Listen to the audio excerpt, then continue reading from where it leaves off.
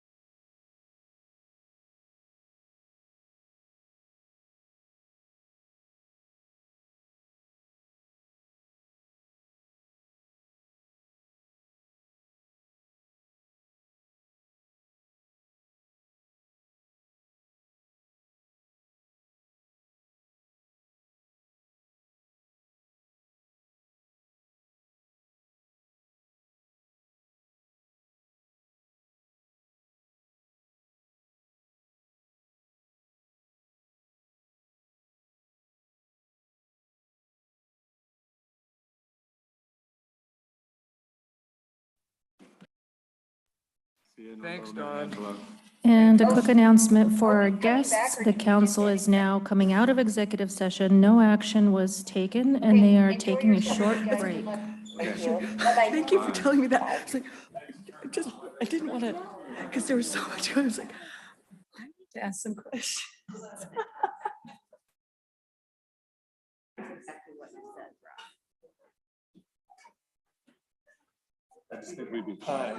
I think what happened is when you linked your account, you unlinked mine.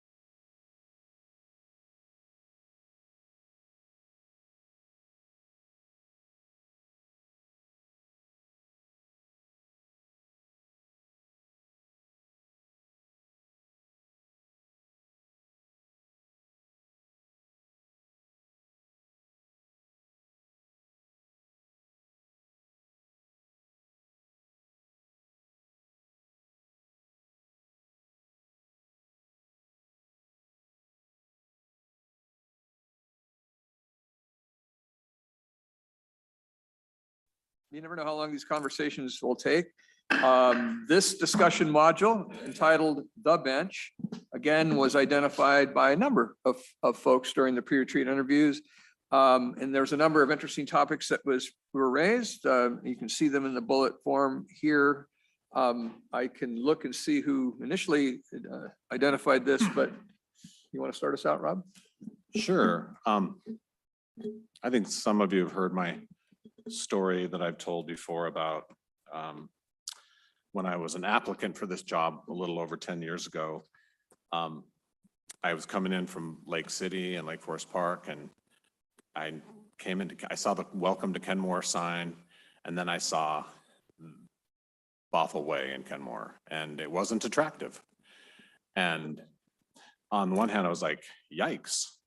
But on the other hand, excuse me, on the other hand, I was like, wow, this is an opportunity. And so, excuse me, I got a frog in my throat. So the Cozy Inn property recently came available, and the city bought it. We own the Cozy Inn, and the intent is to raise that building. But I think over time, the city has the ability to facilitate eventual redevelopment of the bench. And what I mean by the bench is south side of 522 between 61st Avenue and 65th Avenue. But my recommendation is that as opportunities present themselves, I don't know that we need to be super aggressive about it, but as opportunities present themselves, we can make strategic acquisitions and then potentially work with property owners and developers and just giving the bench a facelift and helping promote Kenmore's image. But also, if you look at strategy 1A of the economic development strategy, it also talks about this very thing, about giving that portion of 522 an upgrade. So I think that's my recommendation, is just as opportunities present themselves and over time help facilitate the redevelopment of the bench. Okay, discussion.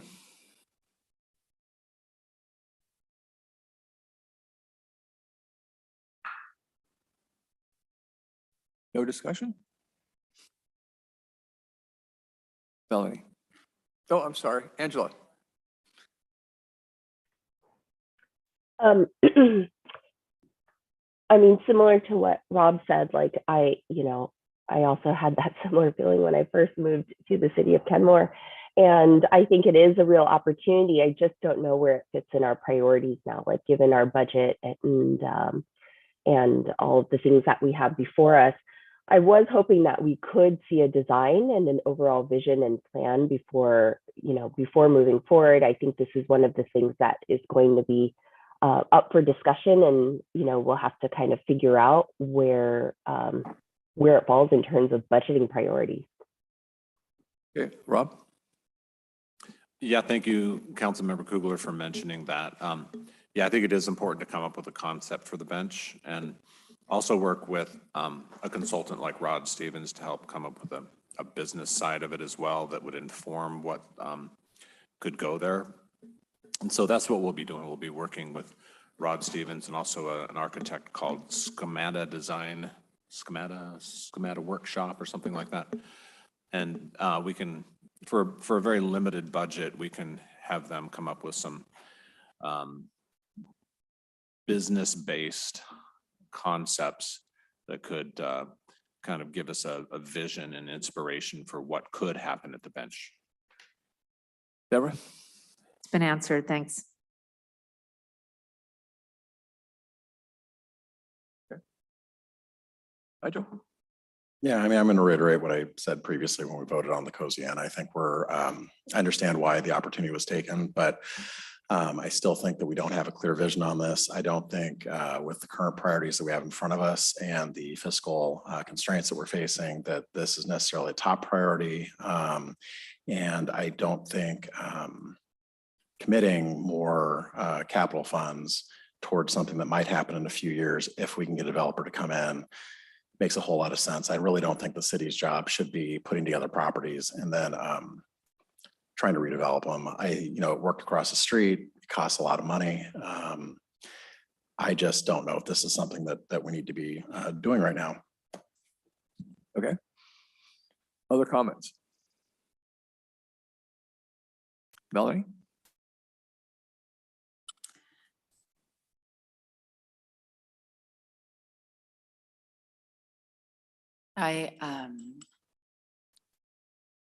Actually, I think I agree with, how do I say this? I'm thankful to hear what our other council members have to say.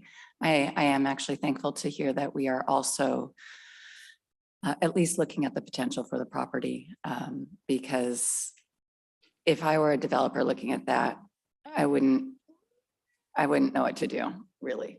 It's just looks like nothing right now and very hard to build on. So I think us taking steps to look at what potentially could be there is important towards its development, whether it might speed things along. It might generate interest in doing something there sooner than later, which is something that we need. And it may be off the city's hands as we look at things that way. Okay. Any other comments? Okay. Any other input or discussion on this before we move on to the downtown module? Okay, let's move on. Downtown vitality and city events. Kenmore brand. Rob, you want to start us out on that?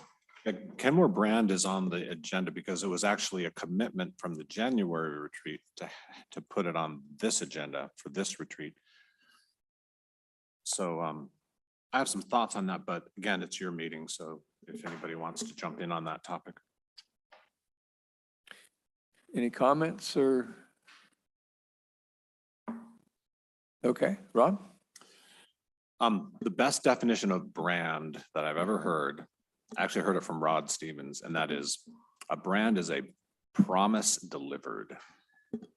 And so it's not slogans and logos and consultants helping you come up with catchy sayings and logos and stuff.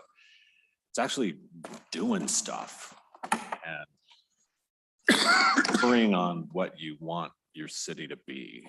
And so Rod talks about what can Kenmore do to really position itself even more to be a special place here at the crown of the lake.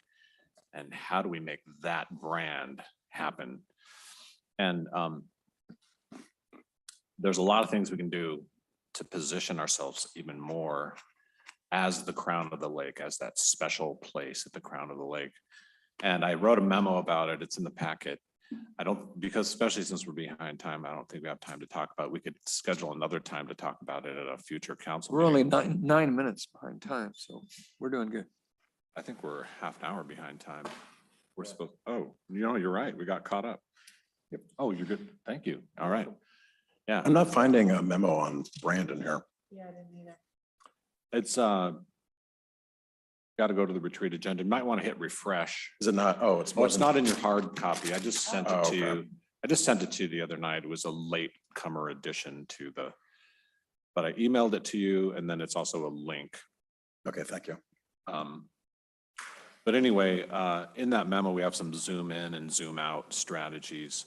But I already think that we're taking really great steps towards becoming that special place on the lake.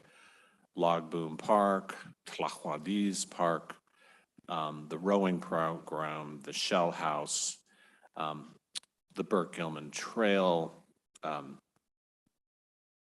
the boat launch, and then the things that we're doing in downtown, including the programming and everything. So I already think we're on our way, and there's more we can do. And there's some things we need more resources to get those things done.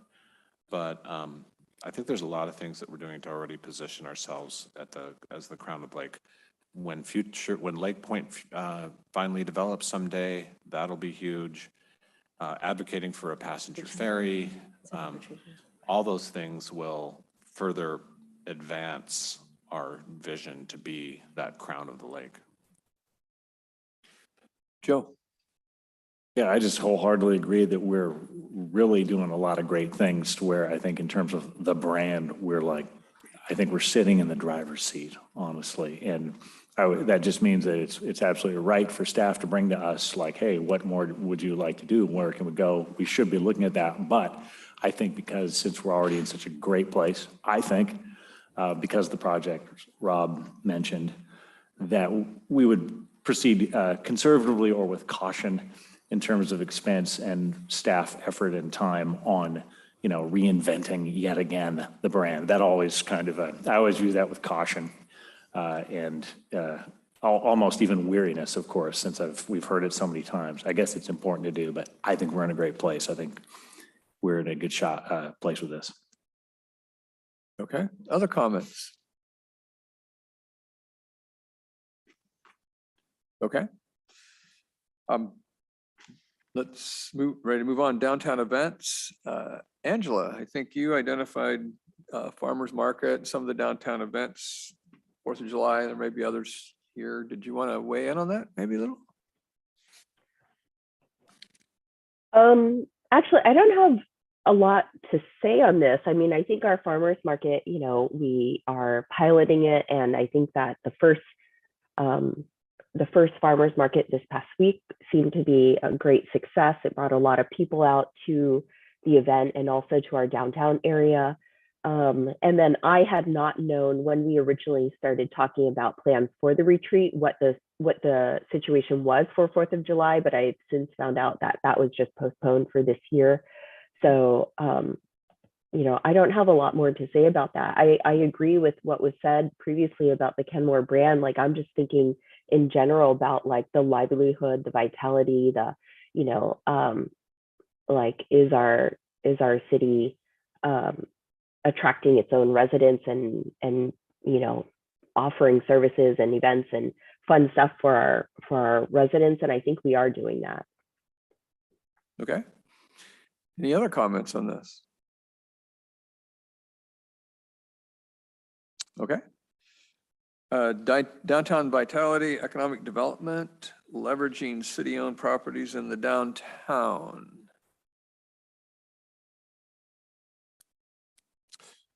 The memo I wrote talks about that. And it talks about each of the properties, some of which we're already on our way on doing. For example, what the lead Stephanie Lukash is taking on the Shell property and bringing the Plymouth proposal to you for that property. Also, if the city purchases the Holt property, the advantage or the potentials that's there. City Hall Park Phase 2. Where am I pointing? That way. Yeah. Further advancing that. And then we own the post office, and what can we do to help that get redeveloped in concert with neighboring properties? What am I missing? What other properties? Yeah, and so definitely we can continue to do our part to catalyze downtown just through the properties that we already own or are about to own. Questions, comments? Okay. Are we ready to move to public safety? We had a short break. I'm assuming we can just move right into public safety conversation. Okay, let's do it.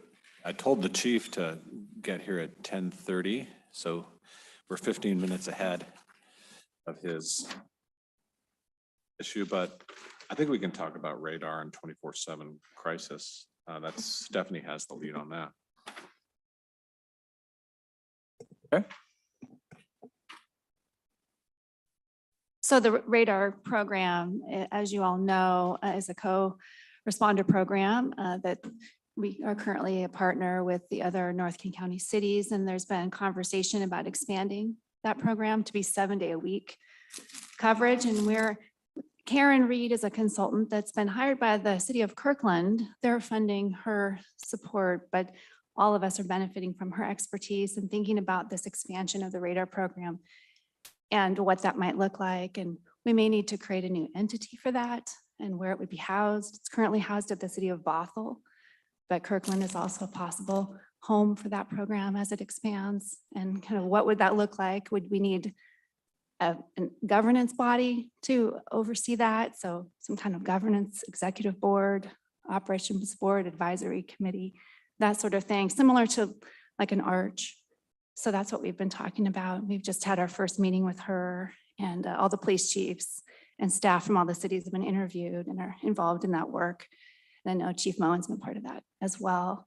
So that's underway. And the time frame is that in September that we'll have a proposal to bring to city councils for consideration. And if we have anything sooner, I'll certainly brief you all and bring that to you in advance. But we've just started working with Karen Reed. She's terrific. As far as I can tell, she's very experienced and knowledgeable and should really lead us down that time frame. We should have something for September in time for consideration for the budget process.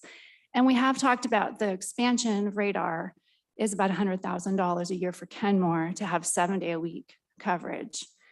And then there's, of course, future talk about 24/7, 7-day-a-week coverage as a whole nother level of service that would be a future consideration down the road a few years probably.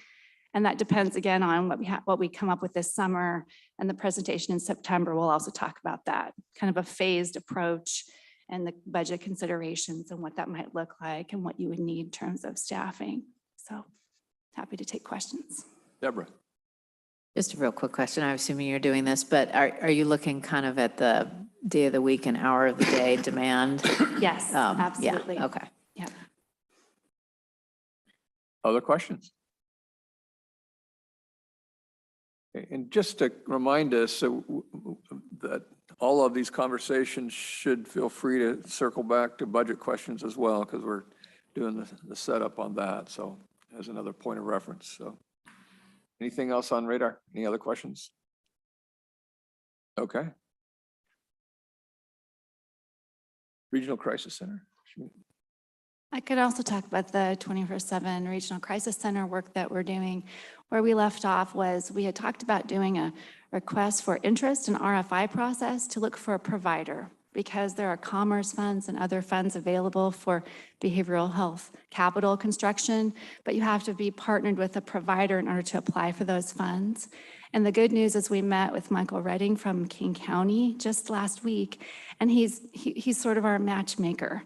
He's been having conversations with possible providers, and we identified 3 that we will be talking to over the next weeks. And we're hoping that one of them is interested either in expanding service into our North King County region, or in some cases, expanding into Washington State for the first time. So we have interested providers who are working both here locally and also in other states, but that have experience and might be a really good asset for us as we think about this. So that the first key is finding a provider that we can partner with. And then there's the siting. So we've been talking about different locations in both Kirkland and Shoreline. There are locations identified. And so that's part of it too. When you have a provider, then they can talk about design and square footage and all the details. And we aren't quite there yet until we have a provider on board with us. But those conversations are coming. And it does kind of overlap like a Venn diagram with the radar expansion, because you think about when you're identifying people in need, where do they go? So when we have these conversations, it's the same group of people. We laugh all the time because we've met one early in the morning, then we meet again later in the day, and we switch hats, but it really is all in the same bucket of serving our communities and helping achieve better behavioral health outcomes for our residents. And so as we go along, even as we talk about this regional entity for radar, we're thinking about long-term, once we have a provider, we've secured capital funds, and you build a facility, you still have to operate the facility in partnership with the provider. So more to come on that. Deborah, and then Rob's going to add some more. Sorry, just another question. So Yeah. another link to the chain. I think we're also investing, maybe it's a $50,000 pilot out of ARPA for the homeless outreach. Yes. I mean, that's also the same people. So I mean that, there's, Yes. yeah, okay. Yes. I love it. And it did come up yesterday, and I already reached out to the team, the support in the city working on ARPA to think about regional connections with our partners, with our sister cities, to see if they might be interested in using some of their ARPA funds to kind of combine forces and do that work together to kind of do that homelessness response pilot program we've been talking about. So thank you for that. Stephanie, can you talk a little bit more about funding? You mentioned the other day this certain funding source with a name. I can't remember what it was. As a Oh, True Blood. So there are these funds that are available, but again, and those are funneled through Commerce, the State Department of Commerce. But the key with those, and we've talked with Commerce. So a small team of us in this coalition of North King County cities have been having conversations with lots of folks. And one of them, we talked with Commerce. And the key really is to apply for those funds and be successful. You do have to have a provider, because we were trying to see, could we apply without a provider? And it really feels like it would a little bit be for naught, because without the provider, because the content that you need to apply those grant applications are very detailed, and you do need a provider to provide the context. The service model is key, and different providers have different service models. And that's one of the things Commerce wants to know is, what is your service model? So that's a key part of it. But yeah, so it's the True Blood funds. So the other thing is, they had $6 million that they had originally. And when we talked to Commerce, they said they're upping it to 7 million, because they know even that amount is not enough, especially in a place like King County, to construct a facility like this. So that's the other part of it. Even if you get the Commerce funds, there's still an unmet need. And that's the other part of it. So it's complicated and work. It will be piecing together different funding streams probably to do this. But again, some of the providers that Michael had been talking to are interested in applying for those Commerce funds. And so that's one of the things we'll be talking to them about in the coming weeks. Speaking of piecing together other funding sources, do you foresee a capital budget request in the next legislative session?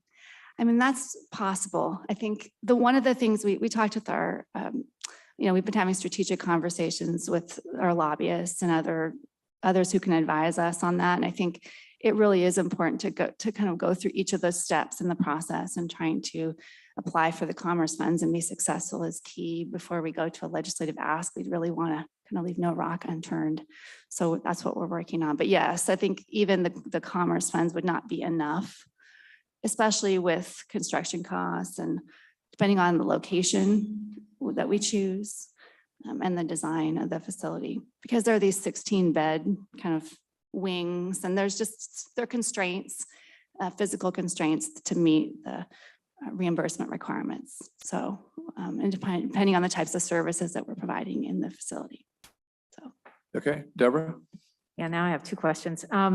So my understanding on the capital side, is that King County was already allocated resources from the existing session, this last session, for 2 crisis facilities. And I thought this was maybe going to be one of them. So that's the capital question. And then the other piece is, I guess, just a caution on the True Blood population. I mean, that relates to a lawsuit, right?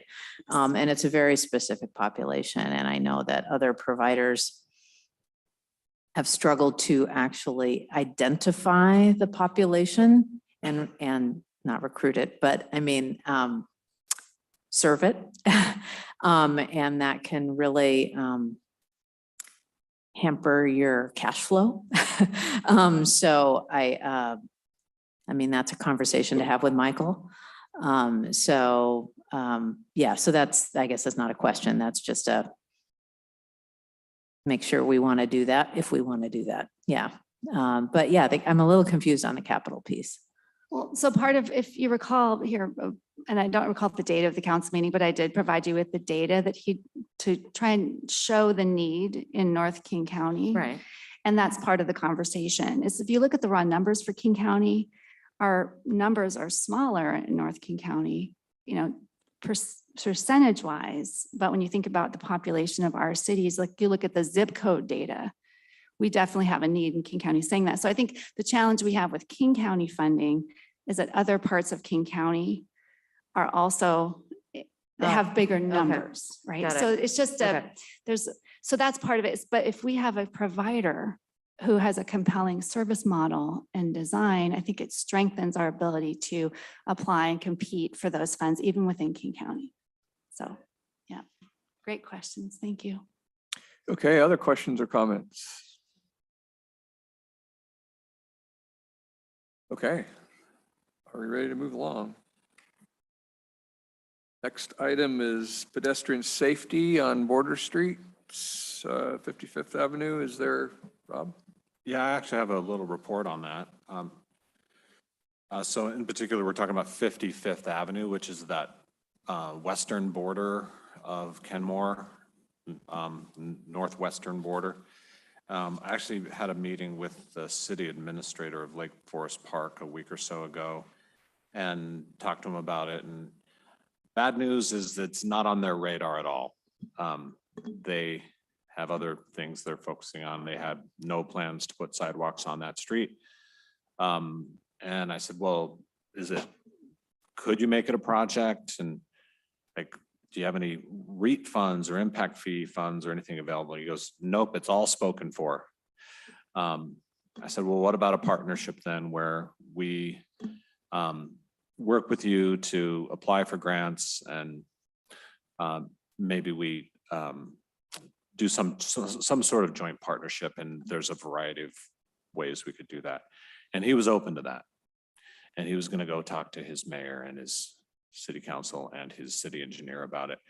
So I think the next step is for John and his counterpart at Lake Forest Park just to get together and brainstorm how this could happen. It'd still be a few years out. It needs to get on our CIP, and we have a pretty aggressive CIP right now. So making room for that in future years is something we'd have to do. John, any thoughts or anything you want to add to that? The only thing I would say is that border streets where we don't have sidewalks, we did include that in the pedestrian facilities plan. 55th, 205th, and 145th are included, and they were rated and scored along with all of the other streets in Kenmore where we're proposing to put sidewalks. And so we do have them listed, and they are shown within specific priority order. One of the complications we have with streets like 155th, or I'm sorry, like 55th, it returns in regards to grants, is that it's not very competitive. There has to be a lot of factors that bring up your competitive nature. For example, adjacent schools, parks, business, accident history, speeds. There's a lot of things that go into it. And then there's also a factor of multimodal. The grant agencies are now having a very heavy focus on multimodal facilities. And so RFBs, bike lanes, that sort of thing are also stuff that they want incorporated. So just be aware that putting in sidewalks on 55th and going for a grant will probably require a lot more than just sidewalks. Nigel, and then Deborah. Yeah, I also want to make sure that we were taking a look and talking to Bothell about 205th, 240th, whatever you want to call it.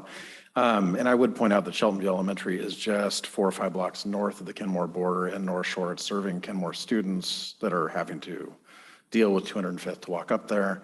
And I think it's worth having the conversation with Bothell, that the same conversation we're having with Lake Forest Park about 205th. Okay. Deborah. Yeah, and I did see that 55th was rated kind of low. But I do want to reiterate, and I'm assuming this factored in, is, you know, it is right by Linwood Park. So it was surprising to me that it did rate that low. And in terms of multimodal, currently it is, you know, heavily used by peds and bikes. So I guess, you know, and I know we retitled our ped bike facilities plan as that, not sidewalks. And I just want to be super clear that, you know, sidewalks are not the only solution. There's lots of good solutions short of sidewalks. And I know you know that, but I mean, I just hoping maybe we can be more creative there. Okay, Joe. So thank you for that update and the effort. That's great. I totally want to encourage the momentum. That's like the best news I've heard on that since I've been here. And that's great. Let's keep it going. Good work. Okay. Other comments? Okay. Life Preserver Ordinance and Program, I think Karina. Thank you. This is something that's near and dear to my heart. In our, surrounding past years, including this year, we've had experienced a number of drownings in our lake waters as well as nearby cities. Surrounding cities like Lake Forest Park have adopted a required life preserver program, a life preserver ordinance, and a program to go with it. And not criminalizing, but, focusing on the importance of safety, prevention, and education. Along with that, surrounding other lake cities are working towards closing that loop. Kirkland is also considering something similar. I understand our communications department had participated with Mercer Island, where they had prior worked on a life preserver program that helped create a little bit of fostering of education as well. There are free programs within King County that you can help reduce the issues surrounding socioeconomic access to resource. And we can partner with nearby partners to ensure that people can access a life preserver when out on the water in a small vessel or in play. We also could look at, much like Target Zero, you can look at branding that with a Kenmore almost lake-wise safety. I know in 2011, King County passed a law that requires life preservers to be utilized on rivers. So technically our sloughs kind of minimally there, but life preservers are supposed to be worn. We can improve outcomes and save lives by ensuring a healthy access to life preservers are available, that we are fostering community awareness and definitely targeting this issue that's not yet being addressed. Once the log bloom is completed, we're going to have a lot more water play, and we have a lot of love for our downtown waterfront in play. It's not just the young that are at risk, it's, people who of all ages. And it would be sad to have another community loss when there's a small ounce of prevention that can save a life. So there's my spiel. Joe.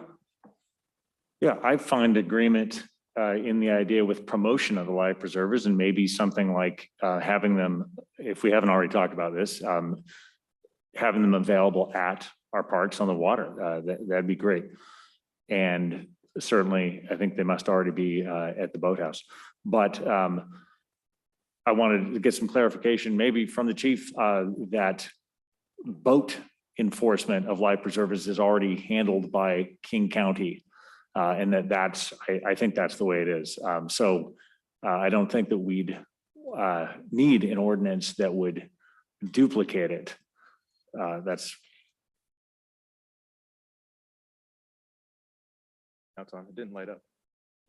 Oh, it doesn't light up. Okay, sorry. Morning. So I'm not sure you're right into it. Oh, goodness. Okay. So current state law. Hold on. Let's make Even sure it's closer? turned on. Press the button. Green light. Just press it and we'll check. Go ahead. Test. That All sounds right. better. Now I can. Okay. So current state law requires on any boat, a vessel, you have to have, for every person on board, you have to have a life preserver readily accessible. If you get to as small as a 19-foot boat, anyone under 12, actually 12 or younger, has to actually be wearing it. Where Lake Forest Parks Ordinance comes into play, and the reason they passed that is that all applies to vessels. It doesn't apply to your canoes, your paddle boards, rowing shells, kayaks, things of that sort. So the ordinance that Lake Forest Park passed is specific to human-powered watercraft, which encompasses all of those things you typically see out in the lake on this end. So your boats are pretty much covered. It's the paddle boards and everything else that these ordinance would cover. And so Lake Forest Parks Ordinance, it was crafted with consultation with the Sheriff's Office. Lake Forest Park also contracts with the Sheriff's Office for marine services, just like we do. And their ordinance is set up that the first violation is a warning, essentially, and what they consider an educational outreach and warning. And then the subsequent offenses are a monetary fine. It never becomes criminal. And it's a graduate. It's the second offense is a certain fine, and the third offense goes up slightly from there. So, but the first one is considered to be educational. Okay, David and then Deborah. Yeah, all of the organizations in Kenmore, the Kenmore Waterfront Activity Center. Sorry, The Councilman. Kenmore Waterfront Activity Center, the rowers, the stand-up paddle boarders, the dragon boaters, all wear life preservers, except for the rowers, but they have got a chase boat right with them that has all of the life preservers necessary. So the organizations in this city are very aware, and they certainly comply. And I know the dragon boaters and kayakers all wear, from the time they climb in the boat until they climb out of the boat, they wear their life preservers. So the question I would have is, how in the heck do you enforce it? You've got to have a marine unit that is actually enforcing. So marine unit with us is an added expense with the Sheriff's Department. So why have ordinances on our books that we can enforce and are already being enforced by the public? Did you want to answer the enforcement issue? Sure. So regarding the training, their ordinance, Lake Forest Parks Ordinance, actually has an exemption for training activities where there is a coach present, where a coach is present, and they have some type of motorized watercraft available nearby, which is typically what happens. So that exemption is in their particular ordinance. In terms of enforcement, the Marine unit is under contract with us to go out and do that enforcement on our behalf. I wouldn't say there's going to be increased costs with this ordinance, but there would be some level of enforcement that would be necessary. I spoke to the Marine unit sergeant about the ordinance because they were consulted with Lake Forest Park when they were considering it, and he was supportive of not only Lake Forest Parks but Kenmore moving forward with an ordinance as well. He felt it was just another tool that would help keep people safe and give them an opportunity to stop people and educate them and encourage people to do it. So that was his thoughts. Deborah, Karina, and then Joe. Well, David asked one of my questions, and I guess if we're going to get increased enforcement for no cost, I guess I wouldn't say no to that. And so I guess in that case, I would be supportive of something like that. I was going to not be.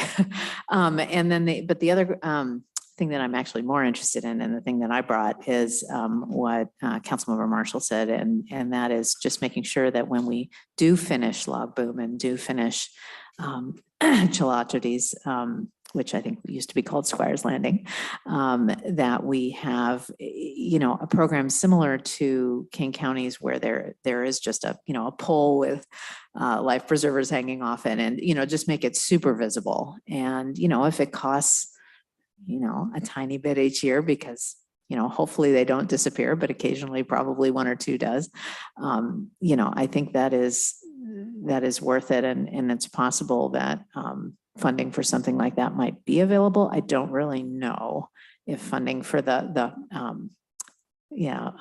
actual physical life jackets is available. I don't know.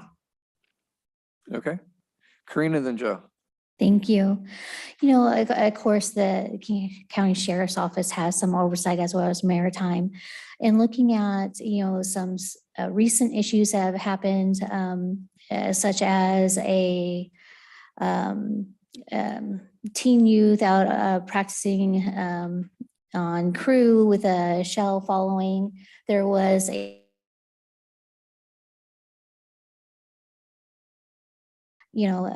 issue of the boat being caught in fishing nets. And from the shoreline in Lake Forest Park, it was a council member who just happened to be on shore who saved the life of that student youth. So when we're looking at, programs that have good, healthy education, they're wonderful. We have some very wonderful programs that do that. However, we also have a very vibrant community that come here to play, that also live here and access the water at play. If we look at examples of what Kirkland's been doing, yes, they've put life preservers down at like Denny Park or near the waterways when they've been low on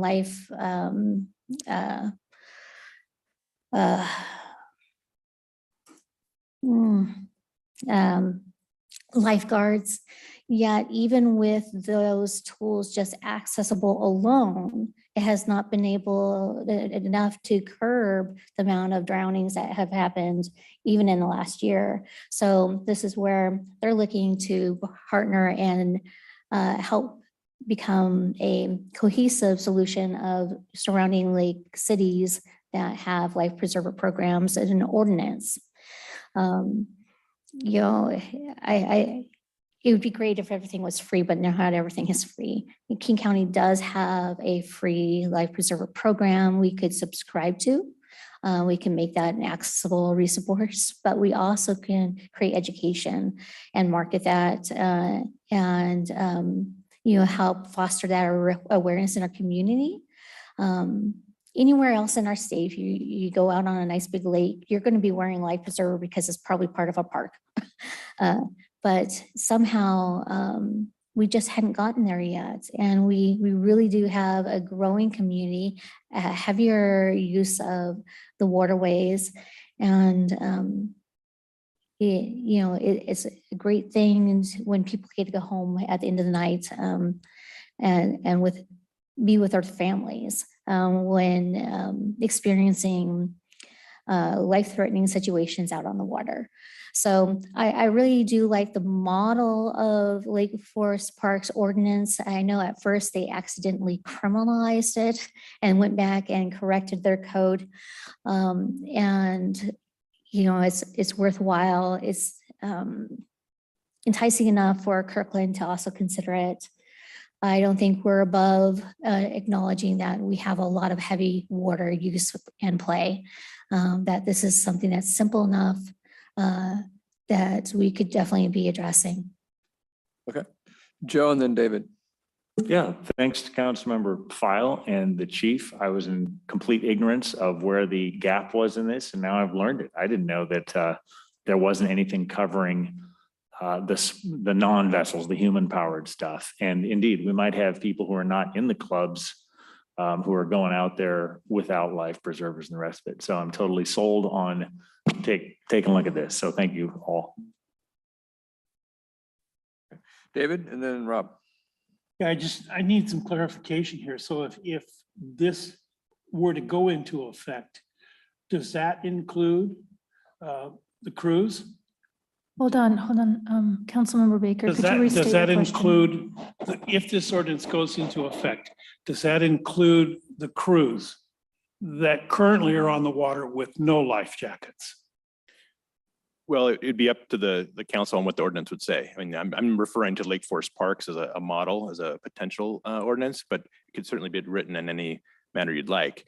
Lake Forest Park has it written such that there is an exemption as long as there is a coach with a nearby motorized watercraft. Do they have any active water sports programs? To be honest, I don't know. Okay, thank you.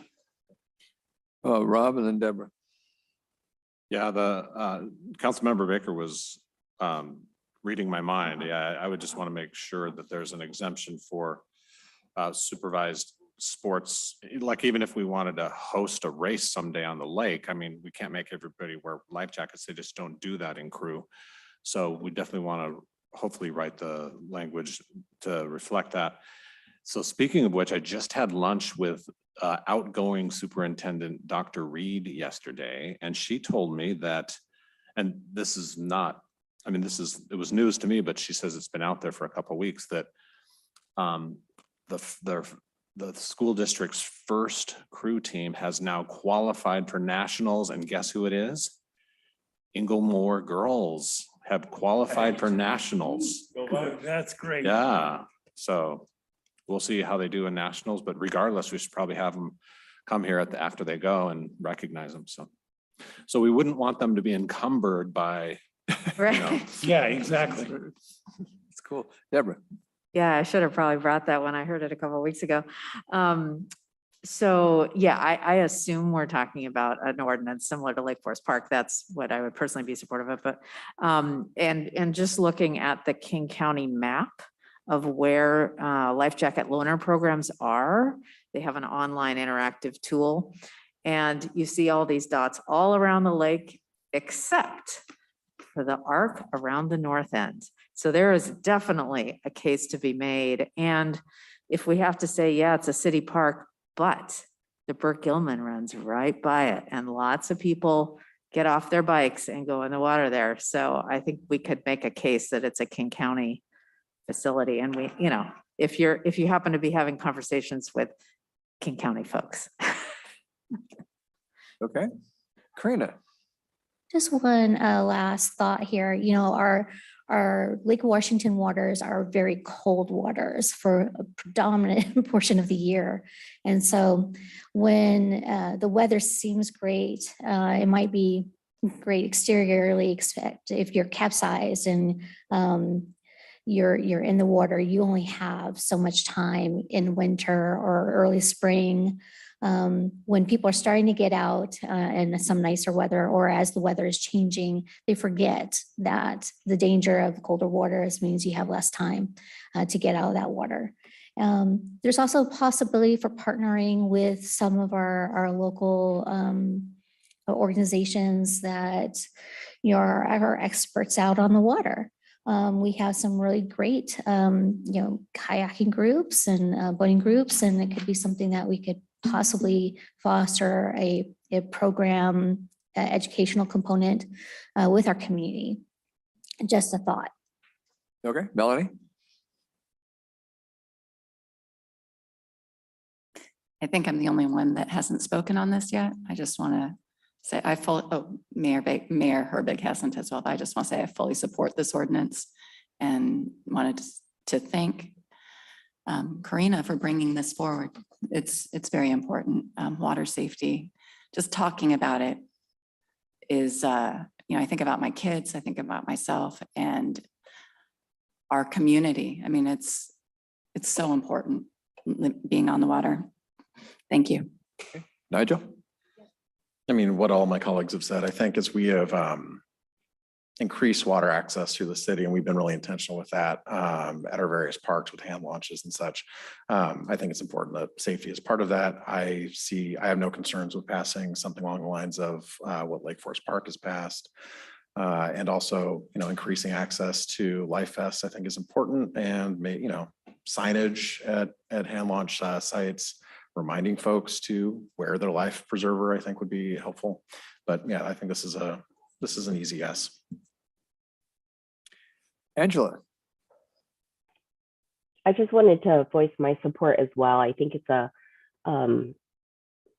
sort of a responsibility, not just a service, being that we're along the lake to, help educate people and try to avoid any, mishaps or drownings in the lake. And I'm always surprised by how many stories every year I read of people drowning in Lake Washington. And so I appreciate Councilmember File for bringing this up. I would also be in favor of passing an ordinance similar to Lake Forest Park that works for us, and also instituting a loaner program. Okay. Any other comments? So I'm hearing a consensus that this is something that you'd like to pursue. So I.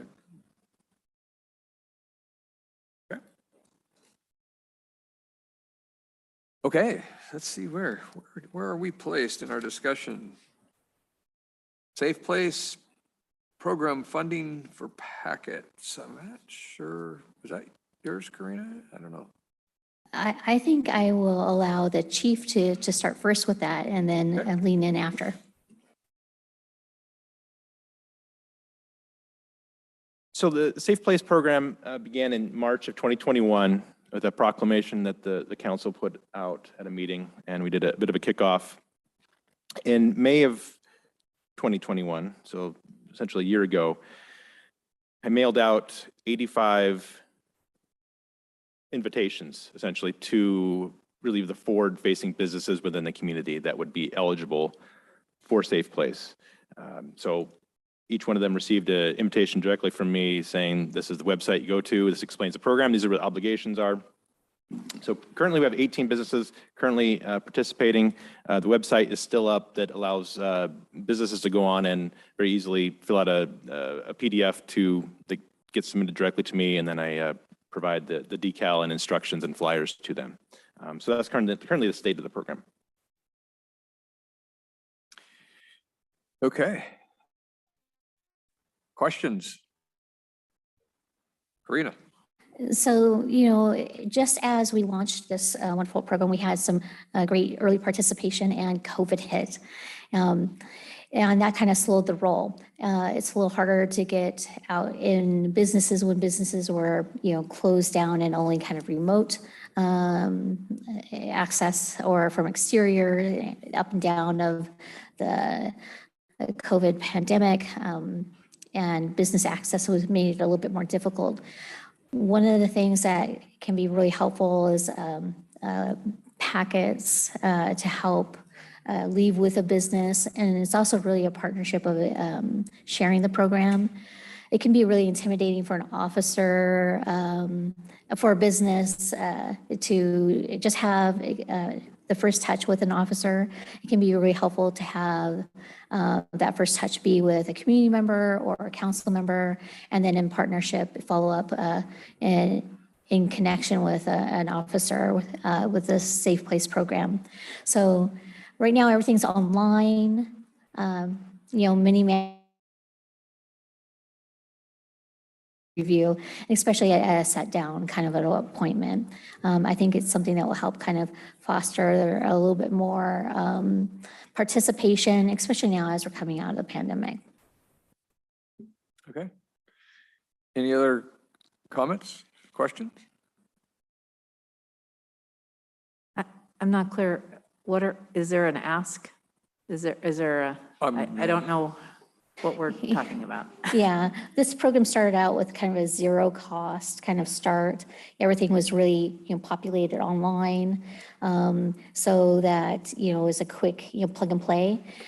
So that next layer is, if we have just a little bit of marketing budget for, informational packets we can leave with businesses when there's interest, and also when there's an opportunity to expand on, growing that connector. Right now, there isn't a budget for that. So it's something we could do. Okay, Deborah? Yeah, I mean, most people don't like stuff given to them hard copy anymore. They want to pull it off online, but maybe if they express an interest in that. But I believe, haven't we promoted this to businesses? I mean, wouldn't that be Lauren and Chief Mullen's job? I guess I'm not clear. Well, that's just me. I'm not clear what more is being asked, and is this the right forum to ask it, and all of that. I mean, once we set a policy, we let staff implement it. So, yeah. Sorry, asking what's the level of promotion currently? Well, and what's our role? We're policy. So initially, as with any program, the rollout, it was there were a lot of ads and promotion right off the bat to kind of get the ball rolling. Quite honestly, it has it's been scaled back since then due to conflicting interest and time constraints and other programs going on. And so we could refresh and do another rollout of those ads and social media and newsletters and whatnot. If you go on our police website, the main police web page for Kenmore right now, the Safe Place logo is right on the front. So it is highly visible. Could we do more? Absolutely. We always could do more. Okay, David, and then Nigel. Yeah, so is the ask for staff time or police officer time? Because we really need to start being cognizant of that because staff is pretty loaded right now. So is there a request for staff time or police time? Staff. I don't hear any. Is there? I guess I was asking the council member that was making the request. Yeah, well, you know, quite frankly, there is a little bit of staff time that's tied into that when businesses are connecting or following up.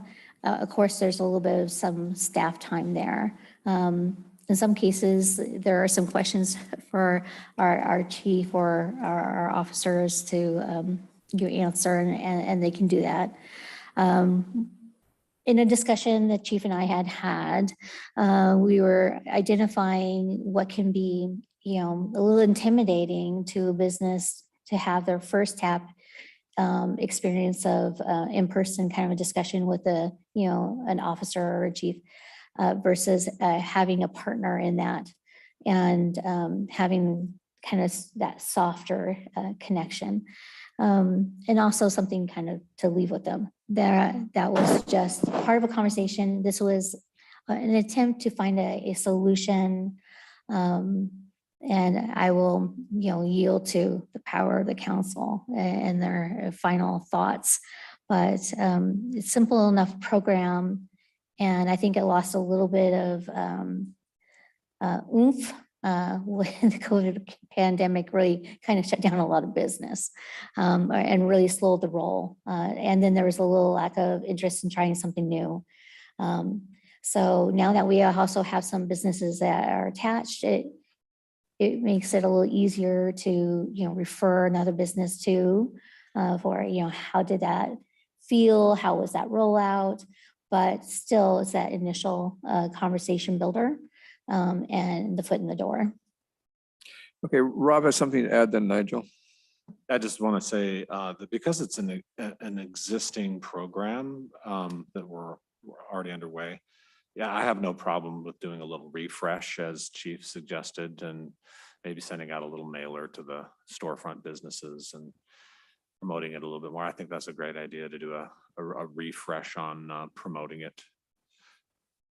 Okay, Nigel? Yeah, I have no problem with what the city manager just proposed. That was a little clearer than what I was hearing previously. So that makes a lot of sense. Have we ever had the chief go talk to folks at like KBA during one of their meetings or something along those lines? That's a great idea. I don't know if we have, but I was asking if we've ever, you know, during a Kenmore Business Alliance meeting, you know, had a, you know, because we get people in the room and it's a great opportunity to talk with local business owners, and they're starting to come back in person the last couple of months, I think. They are. There was a great turnout on Thursday. We actually need to go into a bigger room, I think. Nice. So, yeah. Well. Okay. Any other discussion on this? I'm hearing that that's within your current profile to maybe do a refresh on promotion. So, okay. Locking mailbox program, Karina. Thank you. You know, one of the ways we can curb mailbox theft is to help support a program access with a locking mailbox program.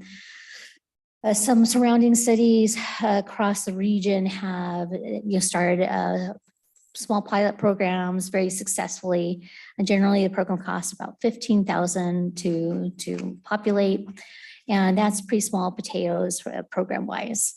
SeaTac, Burien, Tequila are examples. Nearby example, Lake Forest Park.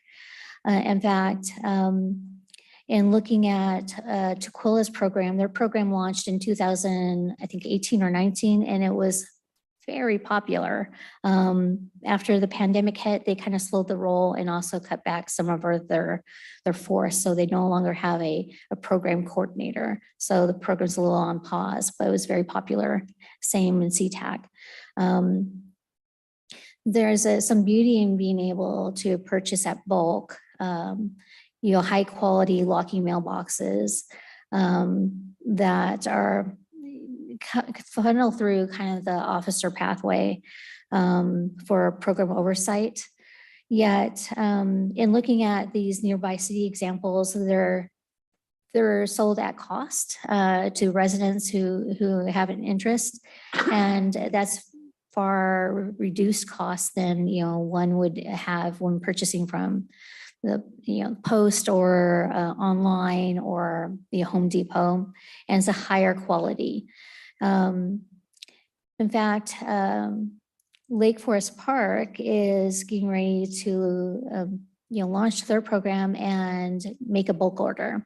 And they've partnered with Kenmore in the past on programs like these. And this would be something that would help bring the costs down and also make it a little easier for, where are those boxes going to be stored at in the meantime. I did see the chief's memo, yet I also do realize that when there's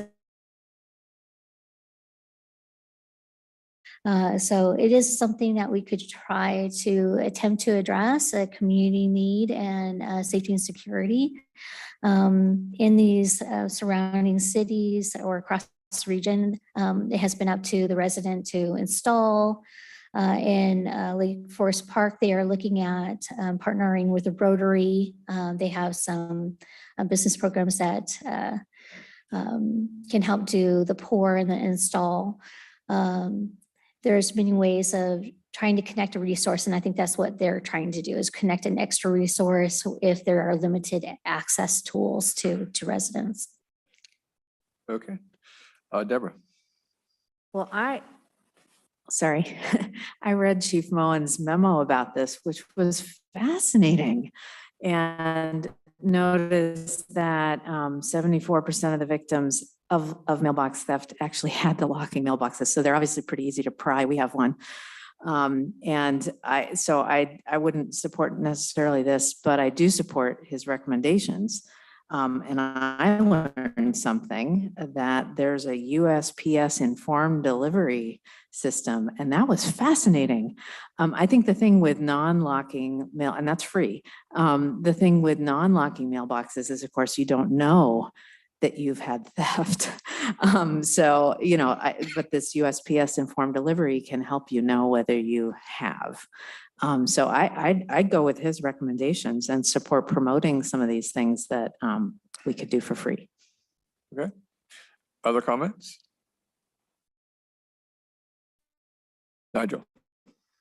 Yeah, I support what Councilmember Shrubnik said. I think, it's an interesting topic, but as we saw in the data, a lot of folks with locking mailboxes were having them pried open. This isn't an answer that will stop mailbox theft. And actually, I think may not be a bigger issue, but I think the issue that people think about more is frankly the porch pirates, and we see those, and I don't know what the answer is when it comes to that. But I think, yeah, I appreciate the recommendations here. I think, informed delivery is something that people should be aware of. I think it's a great service. And, I'm looking at like Home Depot's website, and individual locking mailboxes are not, in the grand scheme of things, the most expensive things in the world for a homeowner. They're, $100, give or take. And I think people should be encouraged to go that route. But as we've seen, they're not a panacea. They're not the answer to this. So, or at least they don't completely stop the problem, unfortunately, because screwdrivers and crowbars exist. Okay. Any other comments? Okay. I'm mindful that I've had you sit here for a while, so we're going to go to one more community court, and then I'm going to ask you to take a quick break to come back, and because I want to try to keep you happy. So community court, I think, Joe, I think you brought that up. I don't know if there's other presentations or anything that's in. Yeah, no, just looking, I think it was important enough to get a brief status update as to where we left the last time. I think we had council support and generally looking at it, but brief status update. Yeah, the next step is to work with district court on having Kenmore piggyback on shorelines. And we think the ballpark annual cost for that is $10,000. And that's a bargain. And this is an example of how partnering with the neighboring jurisdiction can actually save you a lot of money, as opposed to if we were to try to go it alone. So partnering with Shoreline and the court, I think we can get it done for about $10,000. And I'm definitely going to be proposing it in the Biennium budget. Nigel. Yeah, I completely support us moving forward with this. I think it'll lead to better outcomes for both people going through the justice system and better outcomes for us. So I think this is a slam dunk. Okay. Karina. This is a no-brainer for me. It has such a high success rate and healthy outcomes, longer-term healthy outcomes at that. So as a program to better meet the needs of our community and improve longer life outcomes, I think this is a great win-win. Yeah, in fact, maybe even a home run for the individual themselves. I think there's more to be lost if we don't. So I think this is a worthwhile program, and I think it's a worthwhile investment. Okay. Any other comments? Okay, I'd like you to take 10 minutes and just stretch your legs and use the facility. So we'll be on a 10-minute break.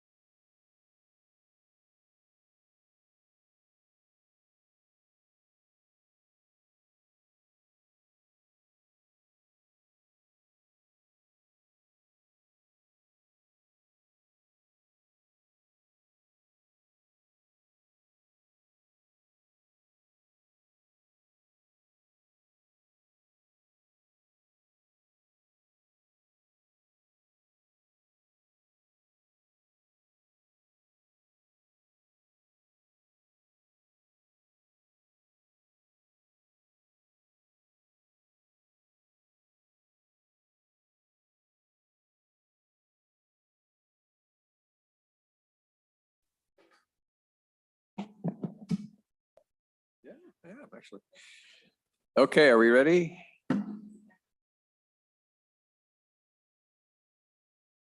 Are we live? Okay. Let's move along. The next topic is COVID-19 responsiveness. Karina, you brought this to the conversation. What say ye on this? I highly encourage that we continue responding to the pandemic in the way we have kept it as a kind of a higher priority on the list. I believe we did that coupled with DEI. It seems like the appropriate filter for as we continue to respond to the pandemic, we wax and wane. Hopefully there's going to be an other side of this. I know there will be, but this is still a part of our reality and we're still flexing with it. So I think it has to continue to be part of our vision and our actions in responding to the pandemic, because it is a financial impactor, is constantly throwing us curveballs, let alone our community, in housing and business. It's impacting all walks of life and the work we do. So I think we have to continue that forward. Okay. Any comments or questions?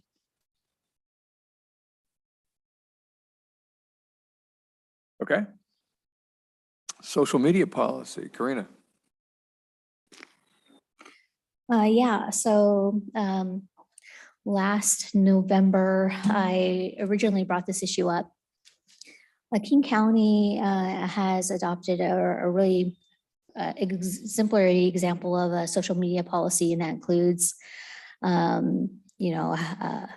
their Facebook, Twitter, or newsletter. It's specific enough that addressing the issues that can be responded to provides a legal kind of buffer. When you don't have a municipal social media account, you have a different filter. Either you have to respond, in your third person kind of capacity, but oftentimes we are asked to share or promote events or whatever. But when we're doing that, we also don't get the protective caveat of doing that through a council member social media account. We don't. There are some really good examples out there. I think Kirkland has a nice example. I think King County's is probably the best. I know that AWC had done some training around that and why it was better than others, but there are some to pull from. I just think that, we are a e-commerce society, and communications come in multiple formats, and this is just an area that we are not yet addressing that should be addressed. Is very much part of our growing world. Okay, Deborah. I'm trying to find what is being referenced here, and what I'm seeing is the King County Social Media Handbook and the policy that goes with that, which of course is for staff. What I'm not seeing, and maybe there is something separate, is for electeds. If there is something out there that we could mimic, that'd be great.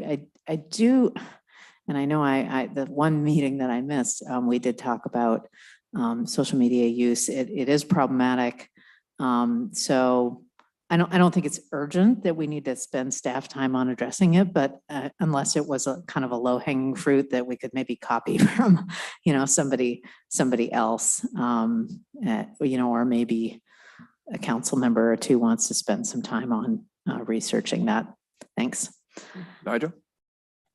And I think it might be worth taking a look at, and I might be getting my cities wrong, but I think Burien does something along the lines where the city creates, like on Facebook, if a council member wants a profile there, they create a city profile that is able, and I don't know what tools they use in the back end, but there is a way to search through what that profile has posted and for public records use. And I think they do the same with Twitter.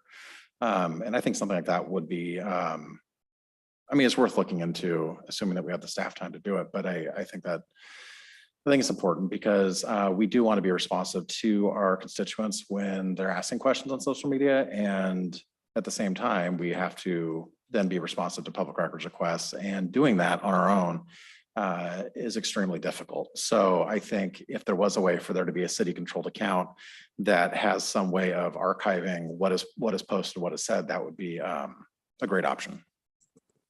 Deborah?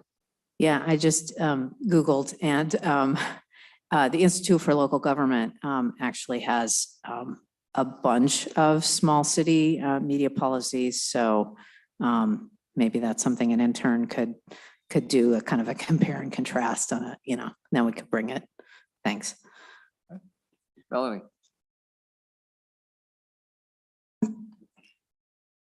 I just want to say I support this approach because I'm just going to say I support this. I don't think I need to define it any further based on what everyone else has said. Thank you.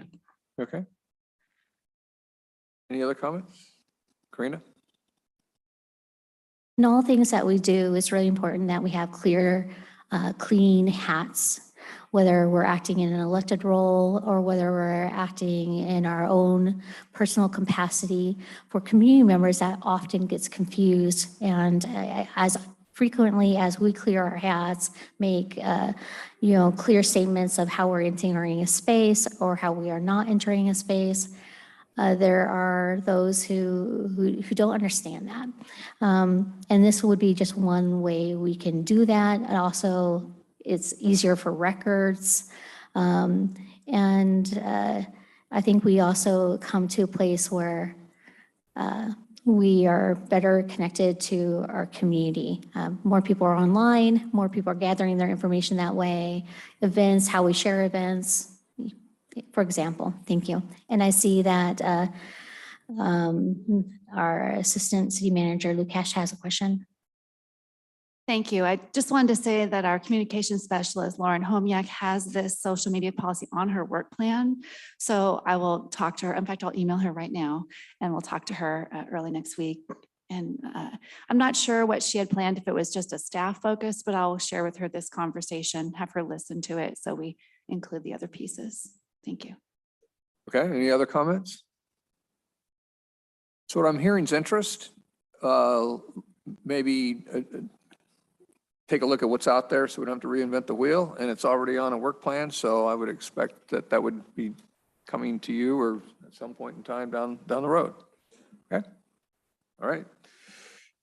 Karina, passenger ferry. Yes, a passenger ferry. I always like to clarify that with an e-ferry, electronic ferry, hybrid ferry. This is where our society is moving. The last thing we really want is a diesel ferry in our waters. And I know that we have had a number of studies that we've been kind of at the top precursor of.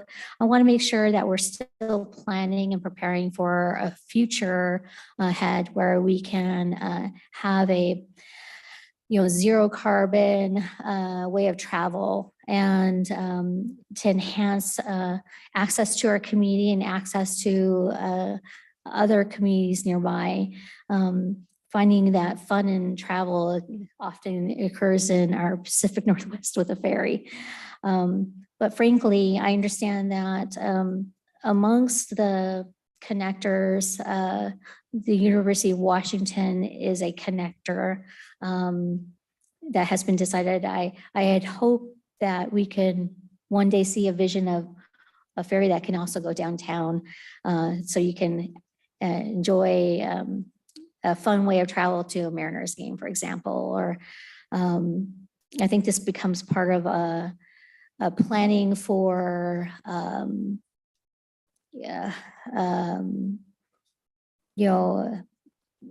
enhancing your community and bringing people to your community.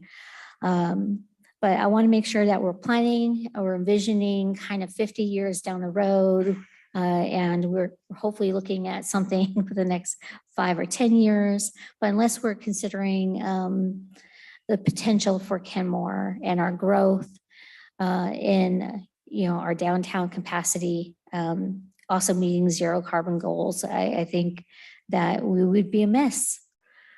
So that's what I have for that. Okay, Rob has some information on this. Yeah, I just met with Paul Broder, who's the director of the King County Ferry Division for Metro, and he gave me an update. So first of all, their final report on both the Kenmore and the Shill Shoal routes will be due to the county council at the end of this month. And a couple of months ago, you got a sneak preview to what that's going to say. They have met with University of Washington representatives from the president's office, and they are pretty firmly saying, no, we do not want the ferry to land at the Waterfront Activity Center. So they're getting a pretty firm no from the president's office.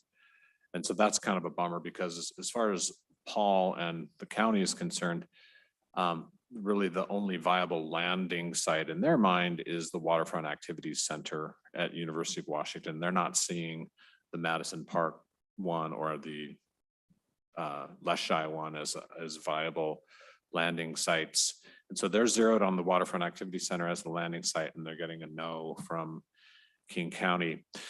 So I mean UW, thank you, from UW. So I think that what they're hearing is from the waterfront sports programs there. I don't think they're hearing from the rest of the university, in my opinion, like all the faculty that could benefit from that. Or how about Husky Stadium as another way to get people to Husky Stadium?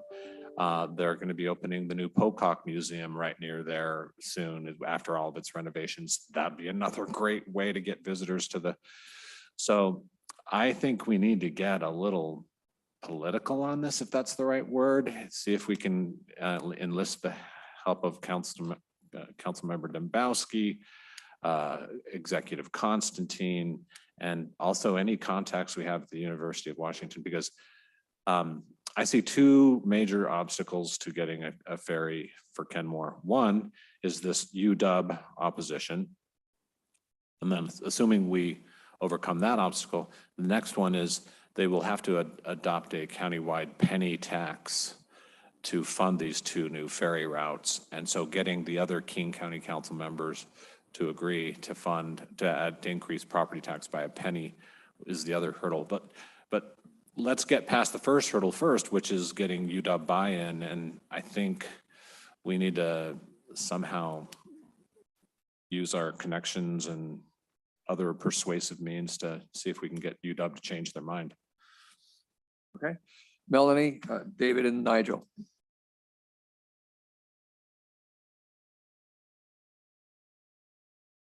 I initially raised my hand because what Rob said gave me, made me lose a little hope about this at UW. I do think there is hope.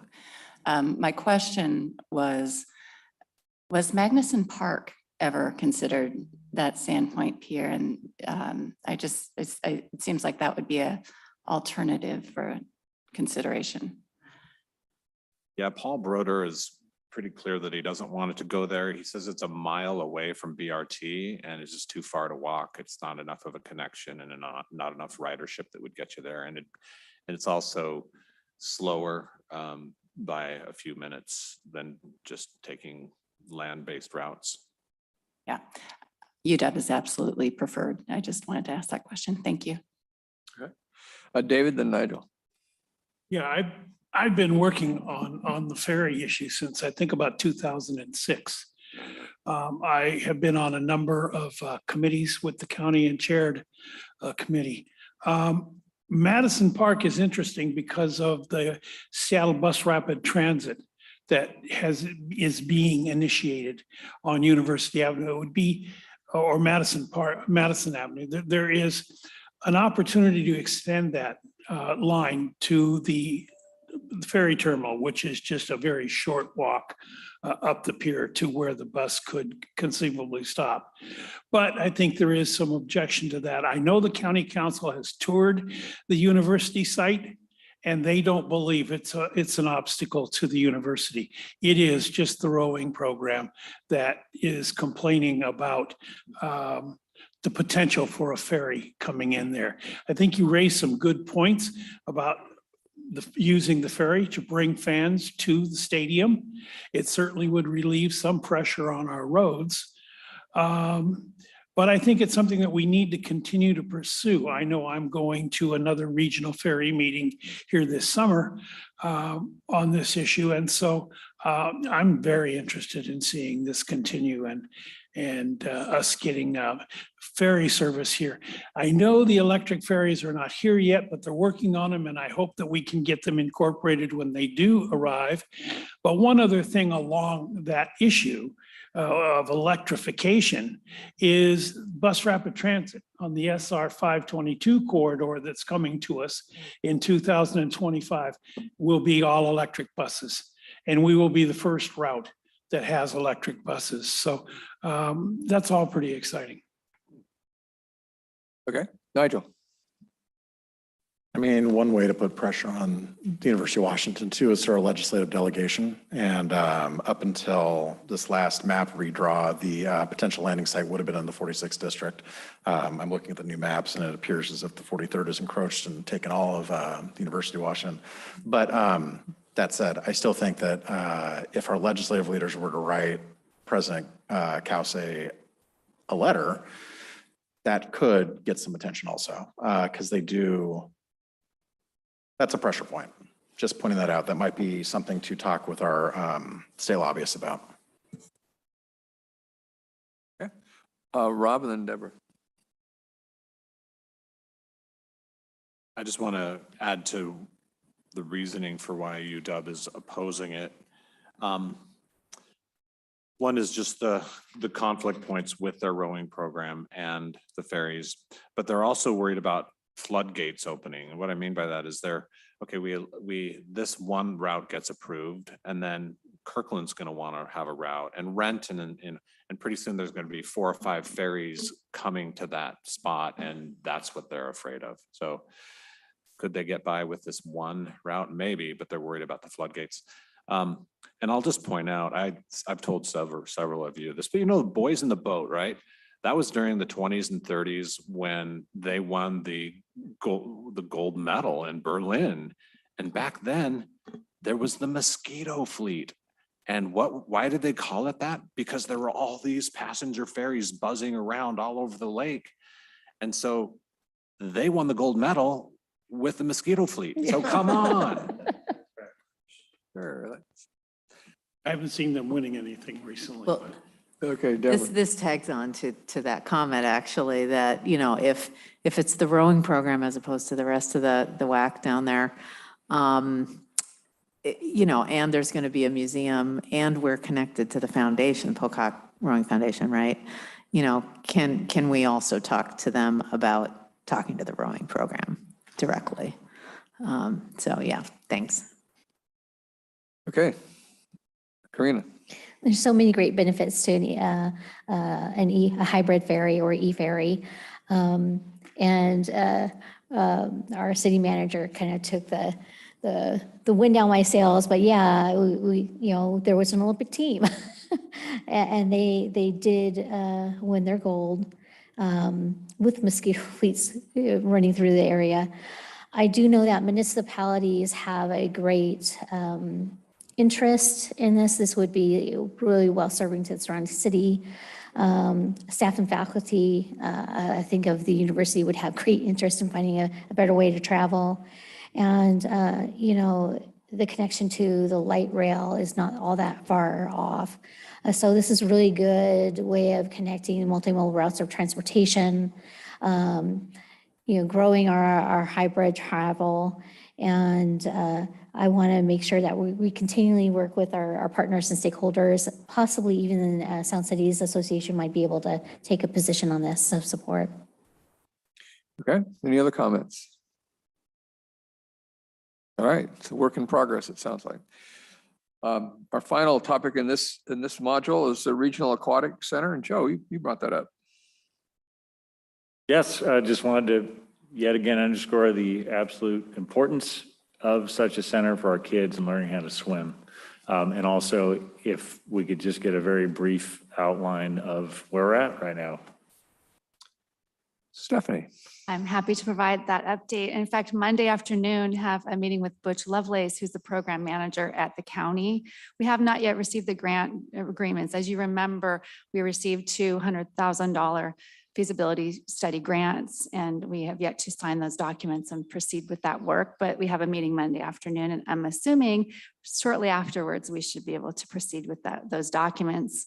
And just to recap for everyone, we have 2 grants that we successfully applied for. One, a partnership with Kirkland, and one, a partnership with Lake Forest Park and Shoreline. And we received both. And so it's $200,000 total. And we're excited to proceed with that work. We have been doing some tours of aquatic centers in the region to prepare ourselves for that work in this in-between time while we were waiting for the documents to come over. And I feel like that's helped us get some really good sense of what a regional aquatic center for this North King County area might look like. So more to come very soon. I'll share with you all as soon as we have those documents. You'll see them when they're ready to be signed. Hey, Deborah. Probably should have asked this a long time ago. Was there a lead entity for either or both of those grants? A lead We are the city? lead entity, City of Kenmore. Okay, thanks. Yes. Melanie. I've been seeing a few posts on Facebook about the St. Ed's pool. Are they talking about doing anything there, or is that just kind of still where it's been nothing happening? I have no knowledge of that. Thank you. And I know, as you know, as we've talked about before, that would certainly be a location a consultant would take a look at along with others. Hey, Rob. I still have PTSD from working with the state at state parks, so I hope it's not there. They'll make it impossible, I promise you. Oh, I lost my train of thought. Oh, yeah, no, I didn't. One thing that this could do, so there's the King County Parks and Trails levy that has to get renewed every 6 years. Well, it's going to be up in a few years from now, 3, 4, 5 years from now. And so maybe what the work Stephanie's doing could tee up this project and have it actually earmarked and funded in the next. I just thought of that idea just now. So, yeah. Well, and there are currently capital funds, but you have to be further along than we are, right? And so that's part of the urgency I think we all feel is getting the consultant going and identifying a location that we agree on as a coalition of cities, and then proceeding from there with, and which includes design, right? There are a lot of key questions we need to answer, and the location does drive some of what the features can be in the footprint. And so it's a chicken and egg, but we're excited to get this going very shortly. Okay, Nigel and Joe. I'm kind of responding to Councilmember O'Kane's question around St. Edwards. That's I believe that the pool right now is actually controlled. I think Daniels controls the pool now as part of their lease. And I also think there was a study done before I was on council around what the cost would be to reopen that pool and bring it up to standards. And I believe it was exorbitantly expensive.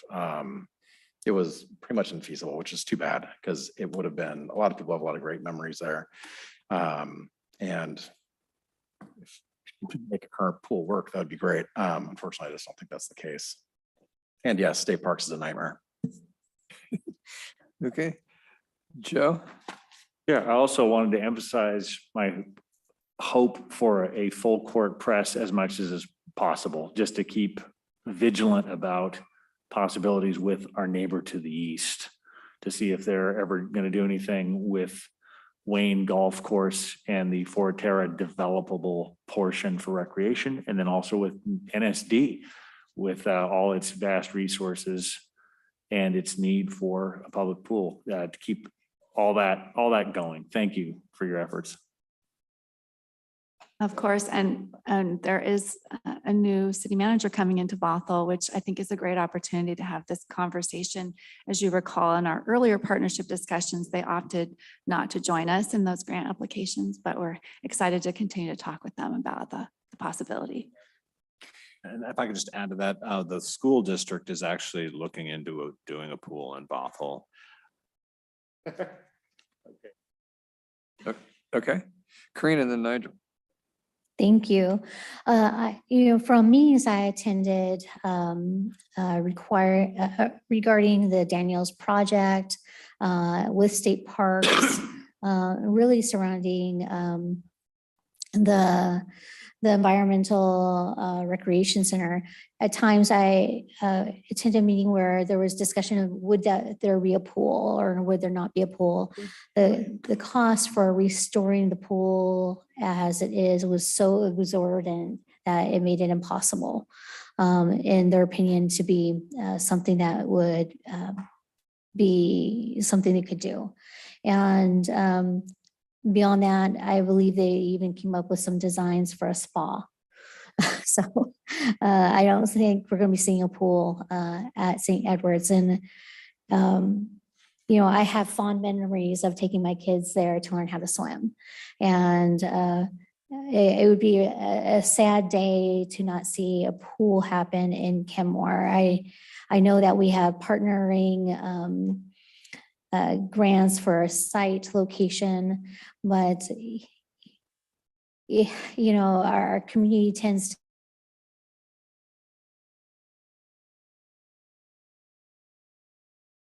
it would be nice to have something like a pool, an aquatic rec center within the vicinity of our city limits. Now on the Bothell Wayne Golf Course kind of area, I know that past discussions about a possible pool there or other uses were highly fought by environmental organizations like Whale Scout, for example. And when talking with other council members out there in Bothell, they are not very fond of bringing up that kind of a conversation and going through that kind of argument. They really need to partner with their community for healthy spaces. And the way their community wants to utilize that space is really keeping it green and restoring it. Okay, Nigel. Exciting to hear that NSD is finally actually looking at a pool because they don't have a pool. They have, I think, 4 swimming teams and they have to use Lake Washington's pool, which my understanding is that is also at the end of its lifespan. And Lake Washington's going to be having to do something with that at some point. If NSD is actually, because NSD also has the financial wherewithal to build a pool in a way that we can't by ourselves, I don't think. If they're actually looking at something that's not, that's reachable, that's, in the vicinity of Kenmore is something that we could, that people can get to. I think we should be talking with them about partnering on that as part of the discussion also, because they are, they're the 800-pound gorilla when it comes to the ability to build capital in this area, at least in government. And pools are very expensive and they also won't be using it 24 hours a day. So if there's ways that we can work with them to open up public hours or bring in other amenities for the public to use, I think that'd be great. Okay, Joe.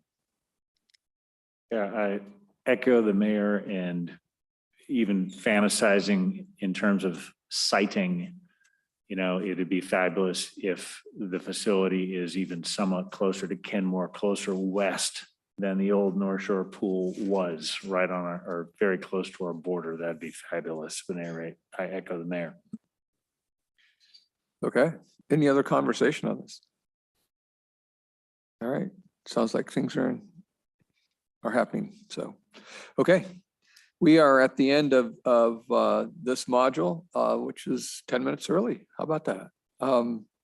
So I think we should break and have our lunch. I'm not sure we actually need a full hour. I'm going to kind of watch you. And so be ready to come back maybe sooner if we all feel like we're able and want to do that. Okay. Great.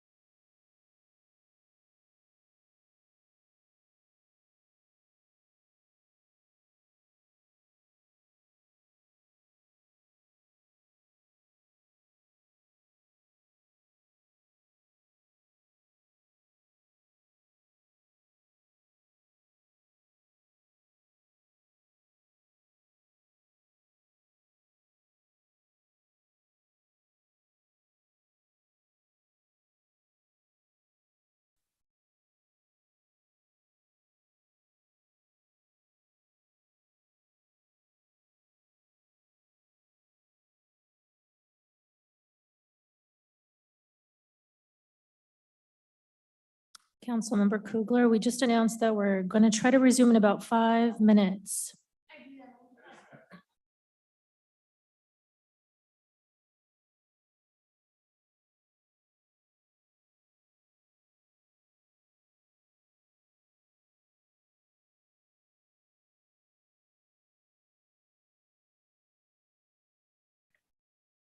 Okay, I'm standing by and ready whenever. Thank you.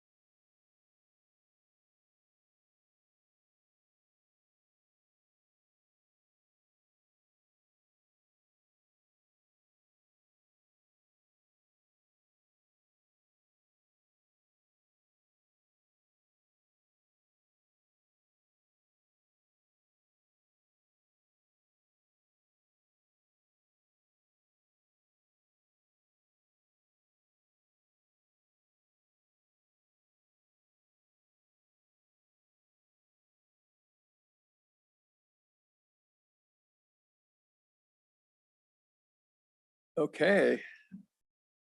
Wait for Melanie. So as we discussed, we're back early. We can start early. If folks are amenable, there's Angela. Are we live? Okay. So Karina approached me at the break and wanted to know if she could bring up one more quick topic, I hope. If folks are amenable to hearing that. Okay, Karina? Thank you. One of the exciting projects that we launched out of the ARPA funds was the farmers market, and which was so successful this last week. Our community really loves it. It came through at a time when we were just a little too late to apply for farmers market voucher program to attach to that. And thinking about our community and how we can support our community who otherwise would have had a resource like this, I think we can make kind of type of program for Kenmore for residents who have food hardship and could participate in like a farmers market Kenmore voucher program. Maybe something that we put together, have a quick online, application form to attest to, income level. And then maybe normally those vouchers come out in either $10 or $20 increments. And I think that, not only could we support the local businesses who are participating and bringing local produce, reducing that carbon footprint, but also reducing local hunger if we could do that. I don't know what would be involved in making that happen, but I think we could set aside a small amount of ARPA funds to apply this need-based program during the life of the farmers market for this year. Okay, conversation, Deborah? Yeah, I mean, this is a pilot year, so, and that's probably be some staff time that would see if we're gonna continue it and invest the time at that. I think there's an EBT program, a DSHS benefit program, so that you can use your EBT coupons for farmers market. So I don't know that we would have to, other than staff time, spend our own dollars on that. But again, researching it and figuring that out, I think would probably be a bit of staff time. Okay, Stephanie, you have something to add on that? I just wanted for a point of clarification that we're not using ARPA funds for the farmers market pilot. It is general fund this year, just a point of clarification. And if council directs, we're absolutely happy to research these kinds of programs in this pilot year. So happy to do that upon your direction. Okay, Nigel? Yeah, I thought when we were, excuse me, I thought that when we were having discussions around the farmers market a while back, that we were discussing the SNAP market match program and trying to find a way to integrate that. And if we can't do it this year, for whatever reason, I understand that, but I would really hope that as we continue this, that we find a way to make that work for folks and get ourselves in that program, because it's a great program. It allows folks who are on EBT to essentially double their purchasing power at farmers markets. So they get access to, fresh fruits, vegetables, and all that sort of stuff, and are able to buy more of it than they would. So it's a great program. It also gets more money into the hands of local farmers. So I hope that we can get that figured out at a minimum by next year. Okay, any other comments? Karina? So I definitely would support researching this. If there is something we could do this year that was easy to replicate, I would love to do that. But definitely, I believe that these programs are so important to supporting local community, ensuring healthier nutrition amongst impoverished families and seniors.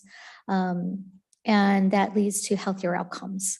So when you can double that capacity of being able to buy fruits and vegetables and bring that into your home. That's outside of, EBT. Not everybody qualifies for BT. So we have a number of people within our community, as we have had shared with us from North Shore School District, who fall in that just beyond that gray area.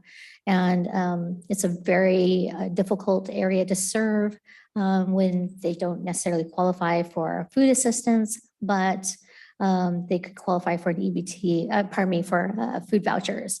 I think that, supporting agriculture and local business is really important. And if we could do that, that would be part of our answer and being a solution here to our community. Okay, thank you. Any other comments?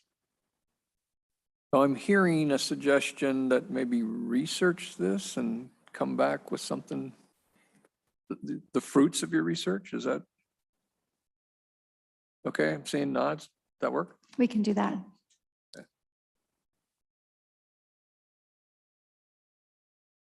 Okay, so now on to our agenda. Specifically, this is the time set for going over your existing goals, and as part of a process to reestablish your goals. Certainly not, it won't for this year, but it'll be the next budget cycle year, which we do every year. As a prelude to that, Rob and the staff has asked for a couple comments. One, to focus on major initiatives in progress. I think what I'm hearing is that they'd like to provide some context for which you can consider reestablishing, re-upping, or putting new goals on the agenda. So with that, I'll turn to Rob. Yeah, I'd like to share my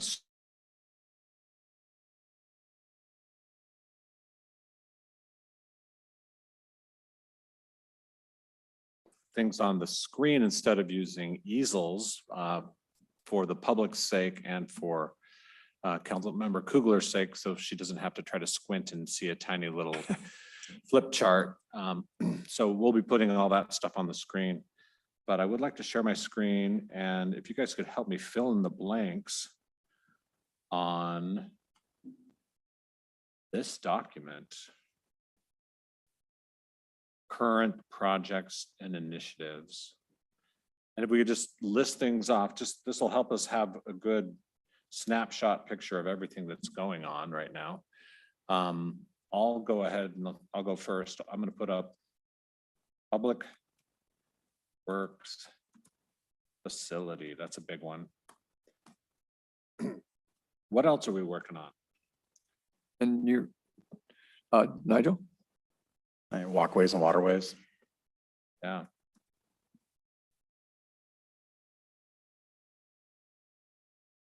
Partnership.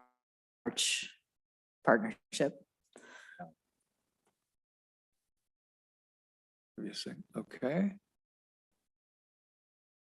Other things that we're working on, I'm assuming staff can chime in too here, Please. Climate action plan. Climate action plan. Yeah. Yeah. Diversity, equity, inclusion. Whatever the plan is for Holt. Yeah, okay. What else? Bench. The bench.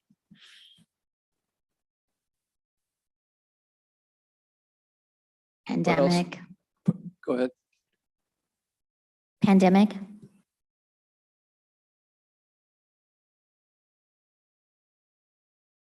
Other projects. School study.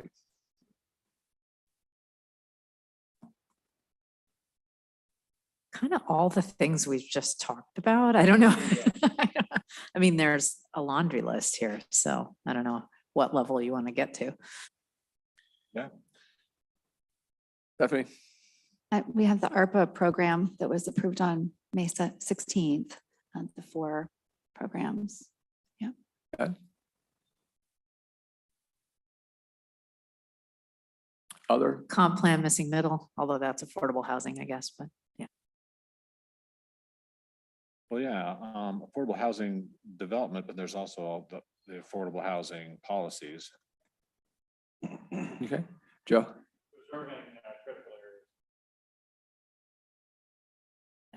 environmental stewardship.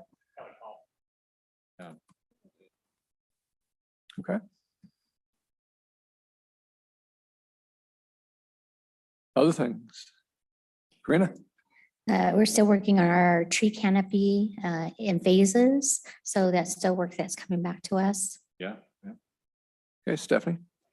The radar expansion and the 24/7 crisis center work. Okay. Anything else? What about transit-oriented development type stuff? Do we have? Actually, I mean, I feel like we have a lot of development going on or ideas, right? We're planning sustainable development. Councilmember Coolers has her hand raised. Okay, Angela. There we go. Oh, thank you. Just ongoing maintenance, you know, all of our day-to-day has been growing as staff has pointed out, and you know. Right. Okay. Anything else that pops up? Come on, there's lots more people. Yes. The partnership on regional homelessness. So with the King County Regional Homelessness Authority. Completing the West Sammamish Bridge. I was going to ask about Capital West Sammamish. Okay. I wondered if you had any capital projects going. Yeah, I'll put CIP, but that is a big one. There's a lot of capital improvement projects that are going on. Okay. 61st sidewalks, Culvert.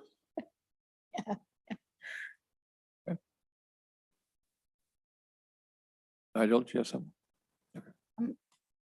Public events, like the bridge opening, farmer's market. Did we get farmer's market on here? Okay.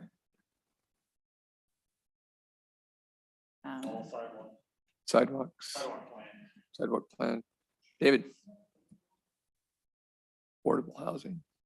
Yeah, I got it up there. Okay. Then, John, you're going to be implementing the ADA plan.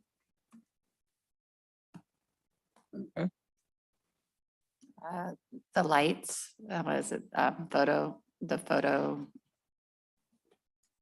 enforcement. Thank you. Oh, okay. We're working with a Lake Point developer, helping the Lake Point developer be successful. So let's put Lake Point. Angela. Well, all of our parks that are still being renovated. Park renovations. Yeah, that's walkways and waterways. How about asphalt plant? Joe. And that's walkways and waterways. Okay. What else?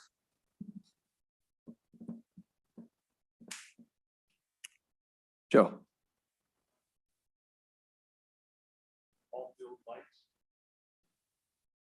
Yeah, that's in the CIP. Yeah. That's a couple of years away. Nigel. We're still finishing up tenant protections. Yeah, and that's a big one. Well, and I don't know if this is a project, but what we were just talking about in terms of partnerships with the district around sports facilities, for lack of a better word, multi-pronged approach there. Okay, Stephanie. Folks, just a quick reminder to use your microphones when you're speaking so that the public and Councilmember Kugler can hear you. Okay, Stephanie. Economic development, including the chamber, the Kenmore Business Alliance work that we're doing, business registration program. David. Sound transit. Okay. Other. Jennifer. I don't know if it's up there or not. Budget. The biennium budget. Oh, yeah, that, yeah. Okay. So I'm wondering about a general category that exists, but seems to never, and that's just the delivery of basic city services. I mean, Yeah. I'm thinking police, public works. I mean, Yeah. that's huge, actually. So, okay. Yes, Stephanie. The downtown revitalization work we're doing with Rod Stevens and exploring our brand and that work. Okay, what else? There's some internal things that we don't tell you much about, but we do a lot of things to improve our internal policies, and it's actually a lot of work. One that's going to be coming to you, and it's going to be a biggie, is we are revamping the personnel policy manual. We haven't touched that thing in decades. Well, no, I should take that back. We've done little minor amendments over the years, but it's in need of a major overhaul. And that's a major workload item. And we're probably going to need to have a study session with you when we're ready to come and show you, because you as a council approved the personnel policy manual. And so, yeah, we got to bring it into the 21st century.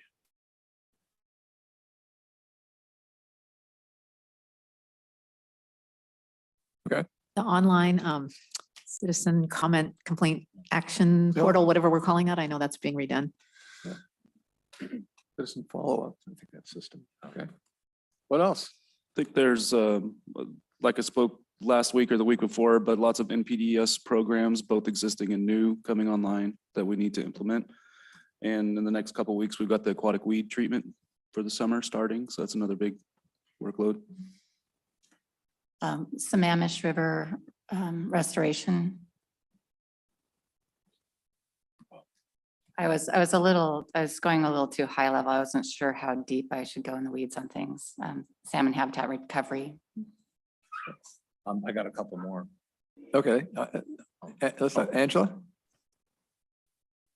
I don't know what to refer to, how to refer to it, but like those Civic 101 videos Oh, yeah. that our intern is working on. Okay. And Rob, you had some more? Oh, I lost it. Oh, this culvert assessment that Richard's doing, his memo summarized it, if you read the memo. But that's a really cool thing. I'm super excited about it, and what it might produce, so. Okay. Anything else? Debbie and then Anastasia. I would say the comp plan update. We have that mandated comp plan update coming up, so we have to update every section. And we'll be coming forward with the housing and land use and some implementing regulations, but there's still other elements to go, like the transportation element is coming up, so that's going to take a lot of time. Okay, Anastasia? Sure. I would say the city just wrapped up the council chambers enhancements, which is a big deal because as the end user of that, if we set up the council to succeed, then the community can succeed. And then as an extension of that, the offering of the hybrid meeting model for the community. Okay. Anything else? I reserve the right to add more to this list later. Okay, so a lot. You have a lot of things going on. Very active place. Okay. I had one. Did we include the dry cleaning the parking lot area at the, I don't know what to call that project work that we're talking about?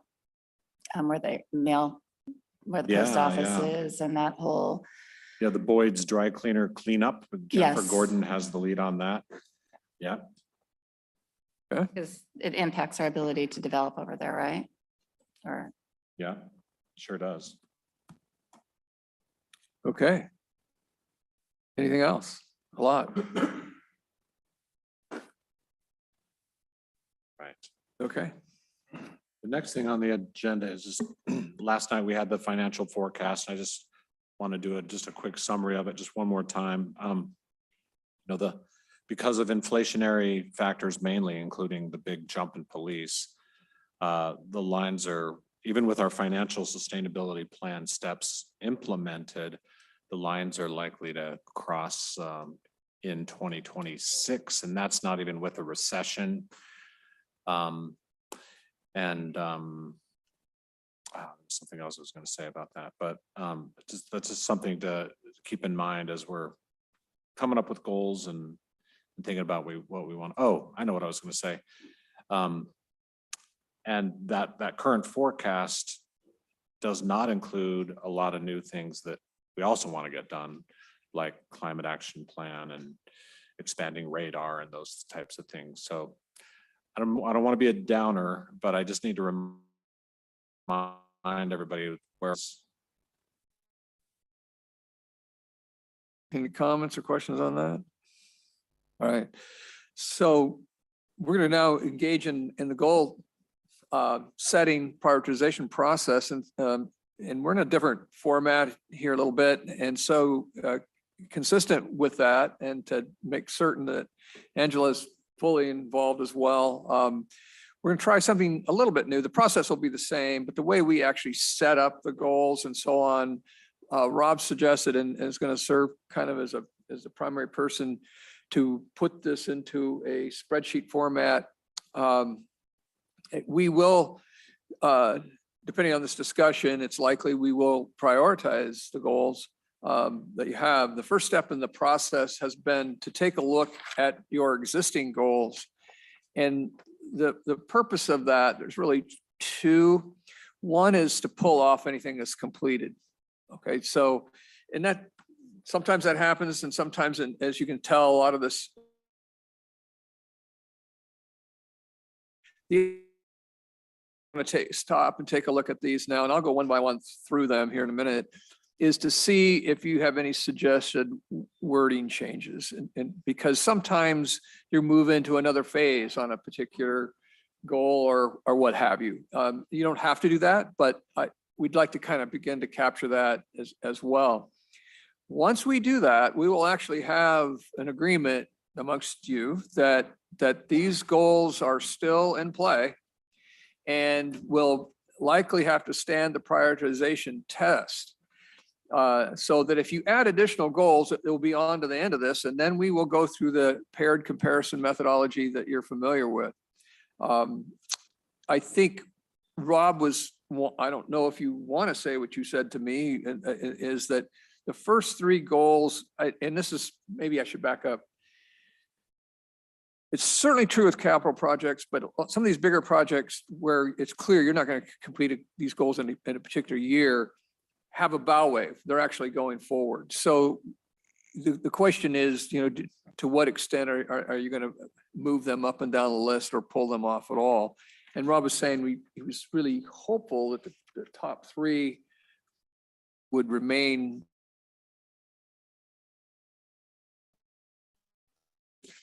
And my impression is because you've committed a lot of resources and you've got some movement in these particular areas. So I just throw that out. And I don't know if you have anything else you want to say about that, Rob, but. Yeah, I mean, of course, you tell us what the goals are and we'll implement, but just to avoid whiplash, I'd love it if your top three stayed the top three.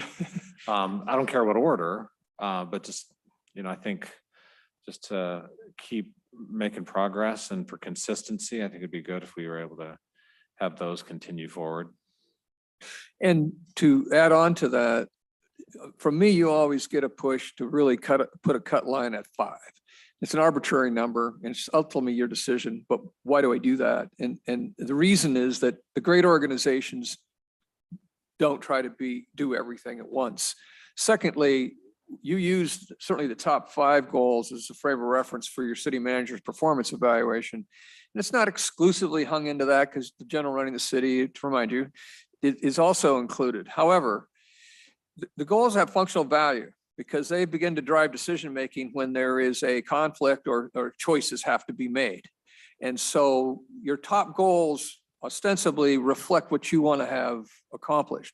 So most managers will look at that, and if they have a conflict between goal number 1 and goal number 8, one comes in, unless there's an opportunity that somehow would suggest otherwise. But so just to kind of remind us that these goals have functional value. They also have expressive value. They send a message out to your community, what you're working on and what you're not working on, because you can't do all things for everyone. So just as a contextual reminder of that. So. And if I can just add, one thing that I've appreciated of this council is sometimes you will have a goal and we'll see the path, we'll see the funding's in place and the path is set. And other city councils might say, well, okay, we don't need to worry about that goal because it's on its trajectory and it's going to be on autopilot. And so we can pick other goals. But actually, I think you've realized that, you know, just because a goal is on its way doesn't mean that it's done. It still needs tons of resources and still needs tons of attention. So one example is the affordable housing developments that we're doing. The Shell property, just because we pick Plymouth and set it on a path doesn't mean we can take it off the list, right? It's going to still take a all hands on deck effort. So this is one example where just because something is on a clear path forward doesn't mean it needs to come off the list. In fact, all the more reason to keep it on the list. And to bring that comment full circle, the context for this retreat was budget. So if you don't fund your goals, they won't get accomplished. And so that's another really important reason to make certain that you have on the list things that you can actually address. So any comments or questions on these comments before we move forward? Okay, I'm going to go through these goals very quickly. I'm asking for two things. First, are they complete? Should they come off, or do they need to be reworded in any way? So we'll start with number one. Sorry, could we have Rob put them up on share them so that folks in the public Absolutely. and Councilmember Kugler can see them?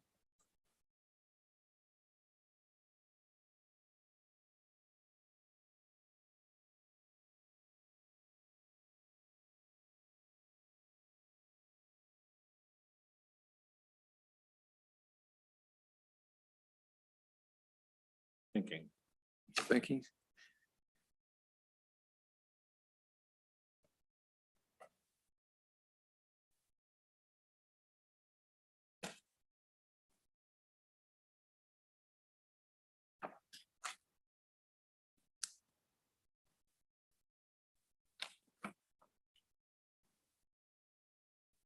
Okay, can everybody see that? Great. All right, goal number one, increase and preserve the options for affordable housing stock. Is this completed? Should it come off? No. Any rewording that you'd like to see? No? Okay.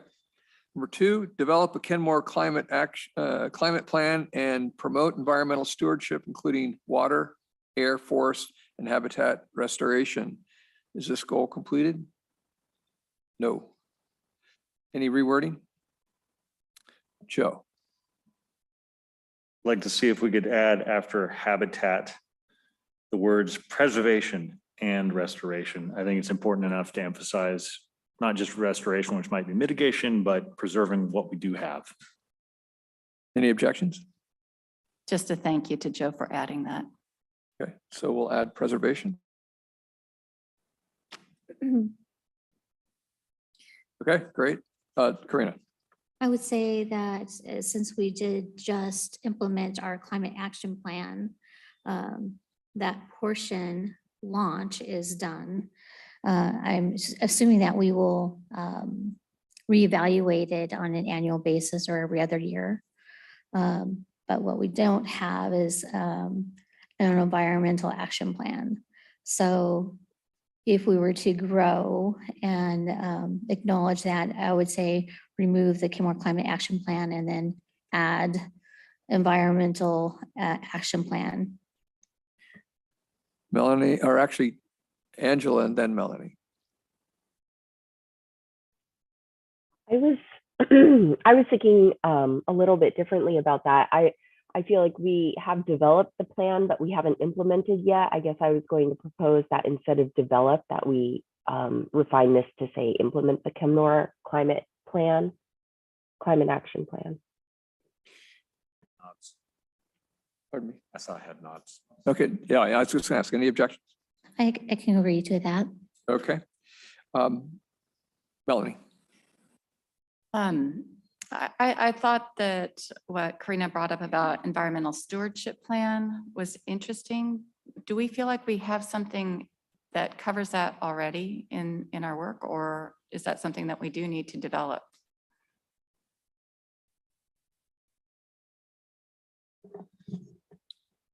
I can provide some answer for that, Rob. We have several plans that really focus on surface water. So I think in that area, yes, we do have some available, but when you're talking about an environmental plan, I guess more direction on what else you want included outside of that.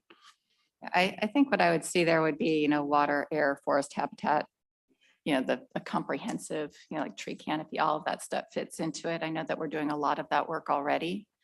But personally, I don't want to create too much rework or extra work. We've created a climate action plan, which I'm very excited about. So implementation of that is incredibly important. I really liked the idea of an environmental stewardship plan that's in a bucket, but at the same time, I think the way that this is framed here, personally, covers the stuff that I want covered as a high priority, and I like this in one statement. So I'm just parsing out, I'm saying out loud what I'm trying to translate in my head, trying to understand if there's a need for something more in environment at this time. If we're putting a focus, I'm thinking about bandwidth for staff. I mean, I could say, yes, let's do all sorts of things, but at our bandwidth level, implementing the climate action plan is a very strong priority, as well as keeping up with our environmental stewardship actions and preservation work. So can you just give me some feedback based on what I said? I didn't really give you a full question. Just, is there bandwidth for another plan? Well, as you were speaking, I mean, a couple other things that popped in my mind were that there are pieces of this, I think, all over. So our comprehensive plan, our critical areas ordinances, our surface water master plan, our shoreline plan. I think we have a lot there. So maybe more of like a coordinating mechanism or some kind of plan that helps tie it all together. Yeah, and based on what you just said, it feels to me like the comp plan's covering that element from my perspective. But I do think the heightened environmental focus is the thing I want to call attention to, and why I'm talking right now. Just environmental stewardship to me is equally important to our community, is equally important to us as the climate action plan. Okay, Karina and then Jennifer. Thing is very different from a environmental action plan. Absolutely fundamentally different, yet very important. We are one of those rare North End cities that doesn't have an environmental action plan. Absolutely like that we are going to implement the climate action plan, hopefully review it, definitely work on environmental stewardship, water, air, and forest. But when we are thinking about how we work as a city in our process for land development and consideration of the natural environment, social, political, and economic issues, as well as, a holistic kind of framework and sustainable outcomes. That is an environmental action plan. And it is the area we need to grow into. So I think if we can incorporate in this bullet, I would like to see us do that. But we are in some ways working on some principles separately elsewhere, yet these issues all bounce between issues that come in front of the Planning Commission, for example.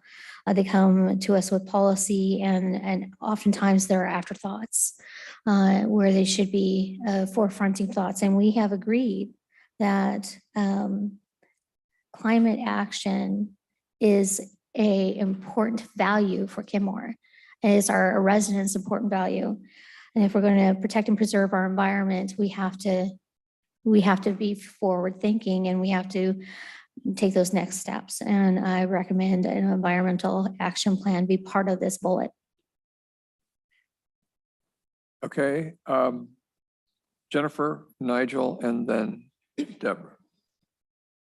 What I was just gonna ask to clarify is maybe it's more of a defining what the outcomes are of an environmental plan, because we can throw around the word environmental stewardship, but what you think that means, what I think that means, what Richard thinks that means, it's different. And so I think almost like priority-based budgeting, it's like having what the ultimate outcomes of an environmental stewardship plan would look like, and then developing strategies to get there. But if we don't ultimately know what you think that means or what that is, I'm not sure how we get there. Okay, Nigel. Yeah, I mean, I think what's being proposed right now is essentially a completely new policy idea that frankly probably should have been brought up earlier with Michael in the agenda.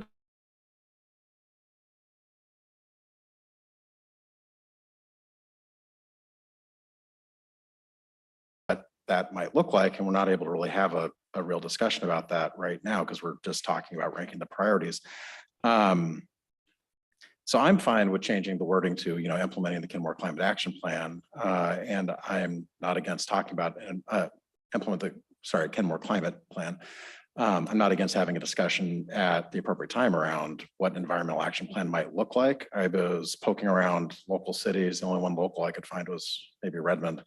I'm just taking a look at what their website is, and it's tied up with climate and other things too. But I think we would need to have a bigger discussion before making that sort of policy decision, and also creating the workload that we know would come with that. We know that with DEI and with the climate action plan, that to do both of those correctly took or is taking quite a bit of staff resources and budget resources. And we need to be, before adding something to our priority list like this, we would need to have a better understanding of what it was, what the costs were going to be, what the times commitment was going to be for staff that's already stretched thin, and what the outcome from all of it would be. So I'm not against having the discussion at the right time, but right now we're discussing the priorities, and I think implementing the climate action plan is probably the appropriate change to number 2. Okay, Deborah, and then Rob, and then Melanie. Yeah, I love the implement a Kenmore Climate Action Plan and then adding preservation as folks have suggested. I'm wondering if there's just like, short of doing a plan, which I can 100% agree with the mayor's comments, we're already doing a ton of things around water, air, forest, and habitat.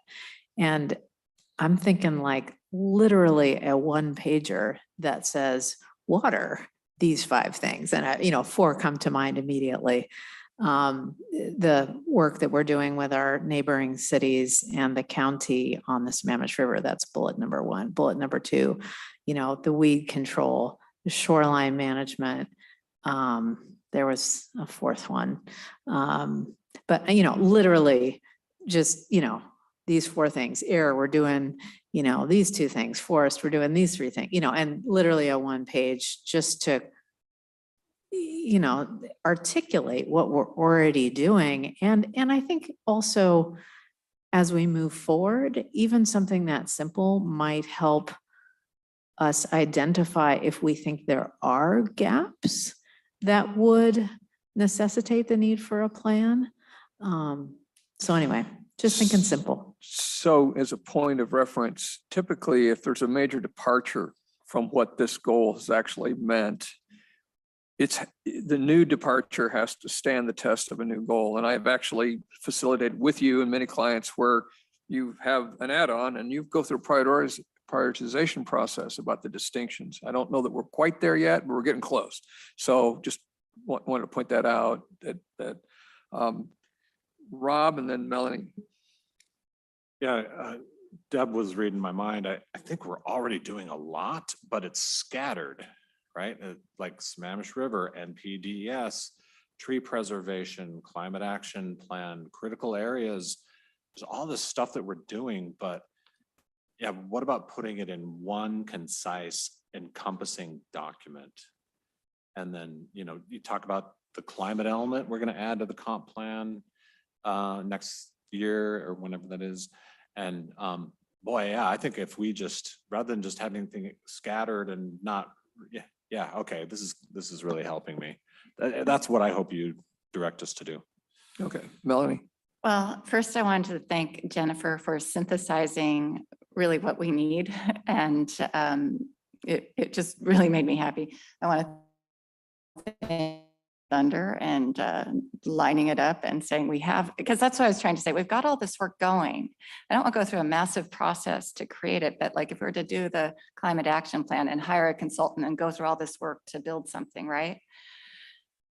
That's not what we need, but we do have the work in place. I love the idea of a synthesized document reference point and the projects that all fit into that for what environmental stewardship means. So thank you, everybody. who's been Okay, so speaking on this, and Karina for bringing it up. Thank you. To our process, do you want, how, if at all, how do you want to change the wording on this particular goal? If at all. Okay, we'll leave it as it is, right? Well, no, No, I think what we're talking about is take out the word develop, take out the word develop change it to implement the, and then add preservation where Councilmember Marshall brought it up at the end. And maybe define environmental stewardship. Do we want to write that? Or is that just something we can imply? I think promoting it, act on, you know, I'm not sure if there's a need to change from promote, but we were talking about defining it. Does that need to be listed here? Joe?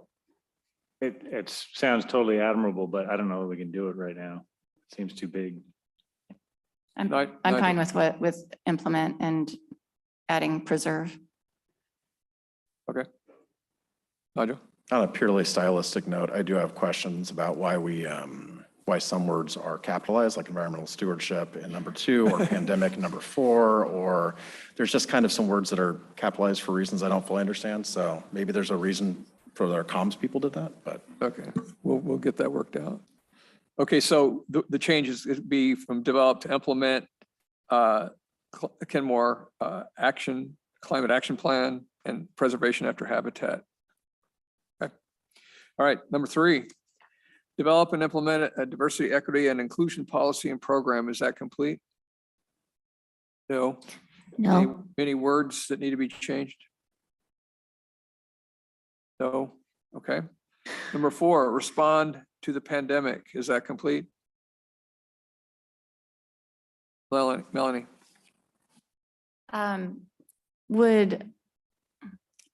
I just wonder if we might want to change it, utilizations of ARPA funds or something to that effect. Just, I'm not sure what the language would be there, but we're in pandemic, I guess. Is respond the right word? We've got funding and sources that need to be utilized related to the pandemic that I'm thinking about here. Any discussion, Karina? I personally like the short conciseness of respond to the pandemic, because we are constantly responding, whether it's responding with program initiation or funding support or grant writing, applications, implementing programs. We're constantly responding to the pandemic and the shifting change of the public health crisis related to the pandemic. So I think it shortens and sweet, and it says everything we need and more. And it's basic enough to cover all of our bases. So.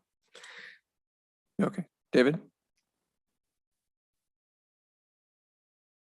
The ARPA funds were a one-time thing, and we need to continue to respond to the plan. I don't think it's necessary to change it at this point, because the ARPA funds have already been allocated. So I think it's, except for the second round, but I think it's important to keep it simple. Okay, Melanie? And I just want to define that with the ARPA funds, there's work that goes behind implementing that work. That's not the decisions about it, but actually staff time related to that. Okay, So we leave it like it is or put ARP in there? Tell me. I'm fine with as is. I just wanted to bring up the topic. Okay. Number 5, implement the walkways and waterways project. Is that complete? No. Any changes? No. City manager, when does that project absolutely complete? When is it scheduled to open? So maybe I could have my 2 department heads give you a quick summary. John, do you want to talk about Juanita and 68?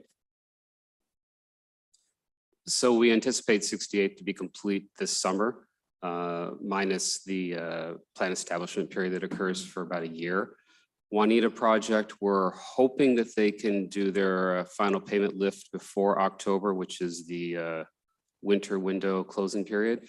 If not, then it would get pushed till the springtime. We're working pretty hard with the contractor to get that project completed. So, Debbie? Well, the rhododendron boardwalk project was completed several years ago. The log boom project should be complete by July. The Toklades project probably by early next year.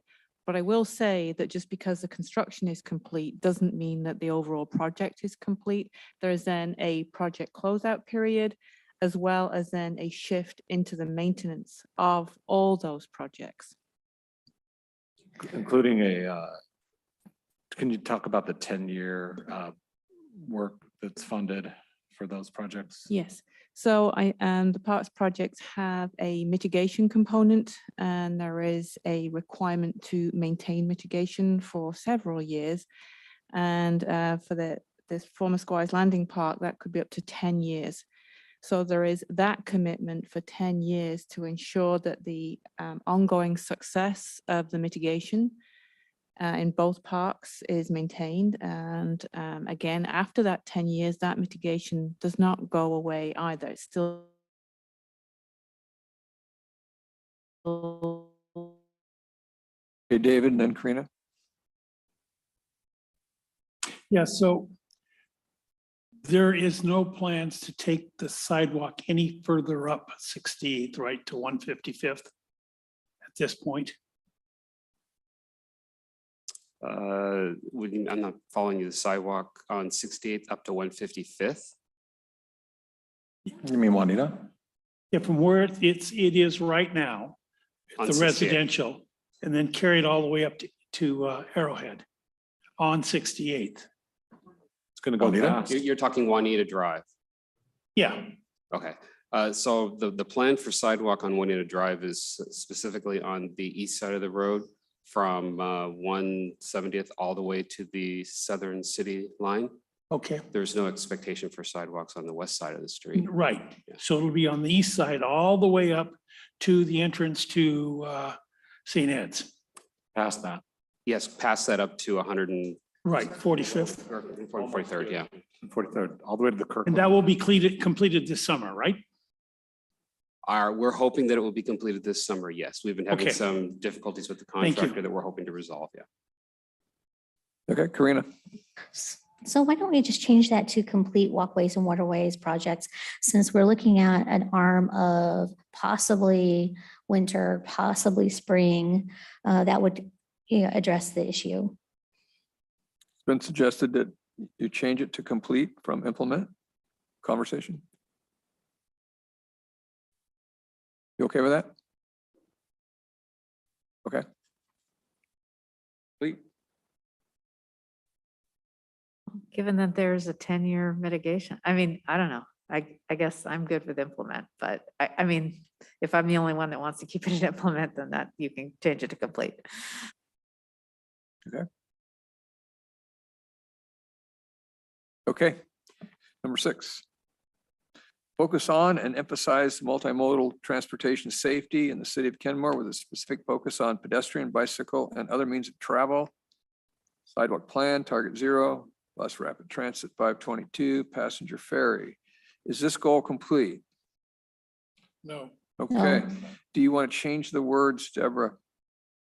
Yeah, I think we should change the sidewalk plan to whatever we call it now. Is it pedestrian facilities plan? Yes. So we should change that. Sounds good. Okay, what else? I can just add one thing. This is an example where a city council makes something a priority and then they make a difference by making it a priority. So I can't prove it, but I think I can't prove it, but it has been, where's some wood? Got to find some wood here, but we have not had a serious pedestrian bicycle fatality or serious injury since 2017. I mean, that's amazing. I think that's called proof.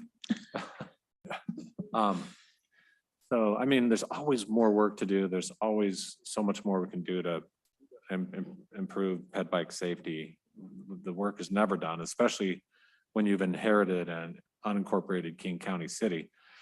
But wow, I mean, you guys have made a difference, and hiring a traffic engineer and walkways and waterways and all these other projects, I think has made a difference.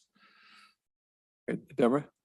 Yeah, I mean, I realize, on this one, we are calling out specific things underneath and the other ones we don't. So I don't know what to make of that. If we're calling out things on this one, another, the photo enforcement obviously is something along these lines as well. But I don't know. So I would ask you, would you feel the need to call out specific items under this, continuing to do that? Karina, Nigel, and Melanie. Oh, I'm sorry. Angela. Am I next?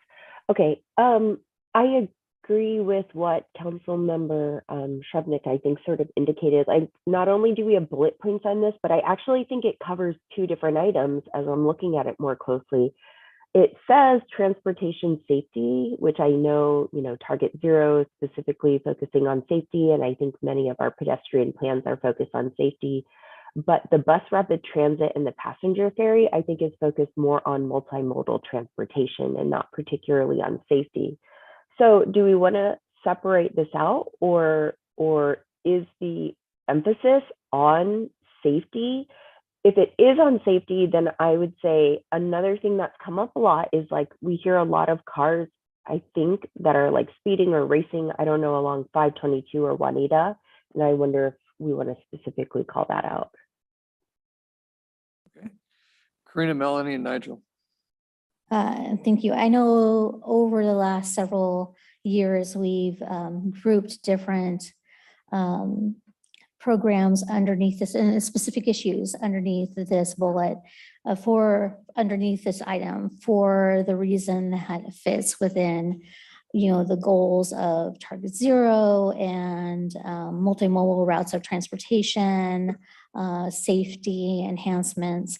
So there's a difference between Councilmember Kugler, between transportation safety and multimodal routes of transportation.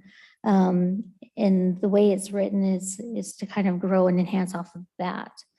I would do like the idea of what Councilmember Shrubnik recommended, is adding in photo enforcement underneath this arm. I think that makes a good value. Melanie, Nigel, and Deborah. I tend to prefer a more general approach to this and removing the bullets and bringing the work into it. I do have a question on this about whether they should, keeping them together, I understand, but there's also a place where is it safety or transit? And do we need to have a transit call out separate from this? I don't know. I know we kind of talked about it, but I'm fine with it all in one. But I personally think I trust the city to recognize what items fit underneath this. I think it would read more clean if we just had the higher level bullet. I mean, number 6 item as is, without the bullets. Okay, Nigel, then Deborah. Sorry, I'm just digesting what my colleagues have been saying. I mean, we could also just say something like focus on and emphasize multimodal transportation and safety to kind of tie everything together, because they are related. allowing folks, making it easier for folks to take transit actually is safer than having everybody driving their own single family, single occupancy vehicle. So, I mean, there are ties together, but yeah, I hear what you're saying. Okay. Deborah, Karina, and David. Yeah, the mayor almost read my mind there. So I actually have a suggested wording that might accomplish what we're trying to get at. And I do completely agree that in order to get to multimodal, including pet and bike, you need to have safety. So I have either keep the word emphasize or use enhance instead. Multimodal transportation, including pedestrian and bicycle safety. Period. You don't need the rest of those words.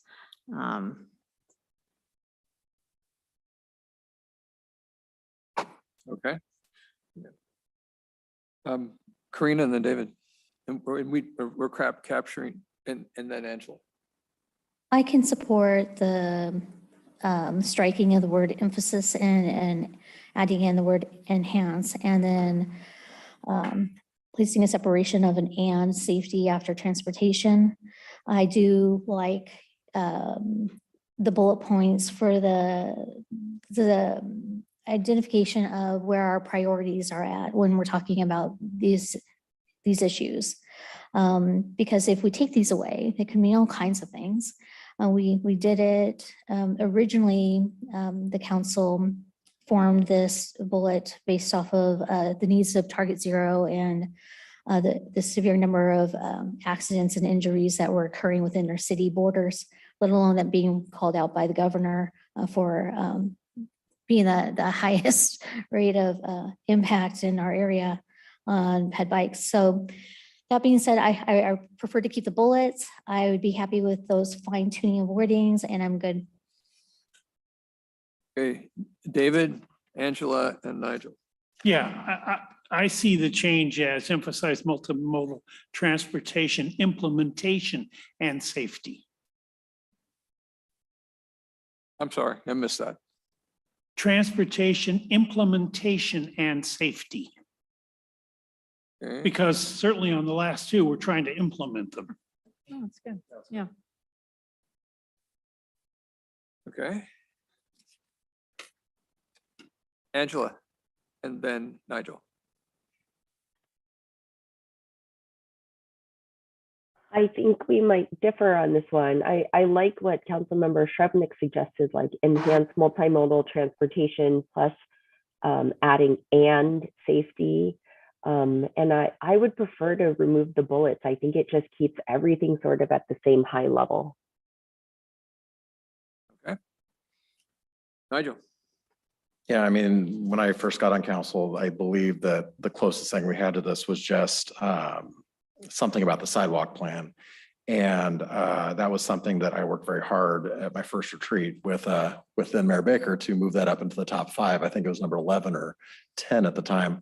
And it was in the top 5 until just this last year and a half ago. I would very much like to keep the bullets there, especially the sidewalk plan. I don't want to lose sight that even though we've made great strides in building out our pedestrian network, we still have a long ways to go because of the neglect from King County. So I think we need to keep that front and center somewhere so that we continue to do work on that in the future. Okay. Anything else before I call for a little question on this one? So we've had the discussion pro and con to keep the bullets.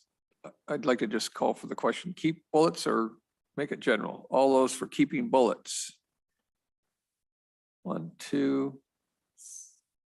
Deborah, you want to keep bullets? 3? Yeah, sure. Okay.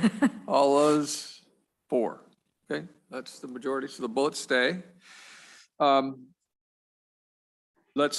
want to get some agreement on how you want to reword the narrative piece of this then. So focus on and enhance. I thought I heard some agreements on that. Multimodal transportation, and this is where it starts to change. I can read what I think is the latest agreement, Michael. That would be great. Thank you so much. I think what I have is enhance multimodal transportation, including pedestrian and bicycle safety, with the following bullets: pedestrian facilities plan, target 0, bus rapid transit 522, passenger ferry and photo enforcement CAPE program. How does that sound? Okay. All right. Complicated. Okay. Did you say not okay? I said too complicated. Okay, well.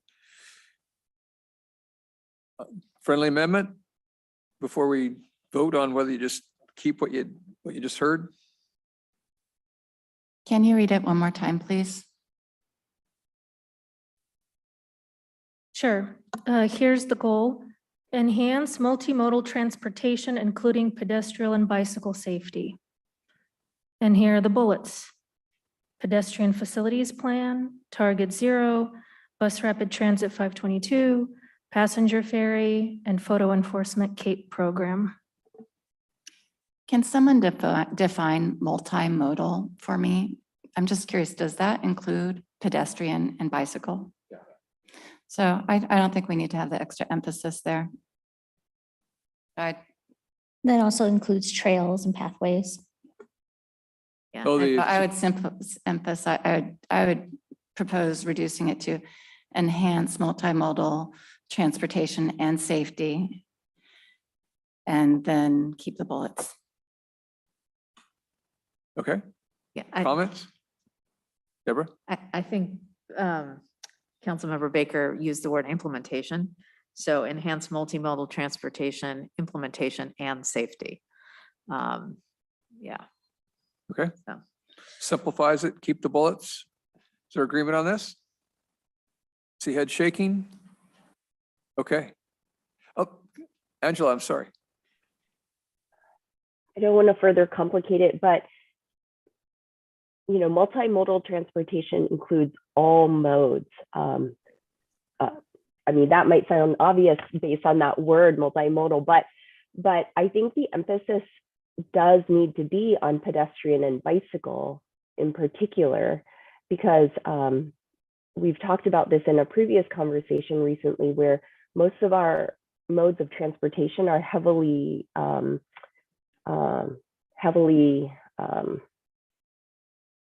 focused on cars, right? Like it predominantly, I think, emphasizes car transportation. So I feel like the safety needs to be focused on pedestrian and bicycle.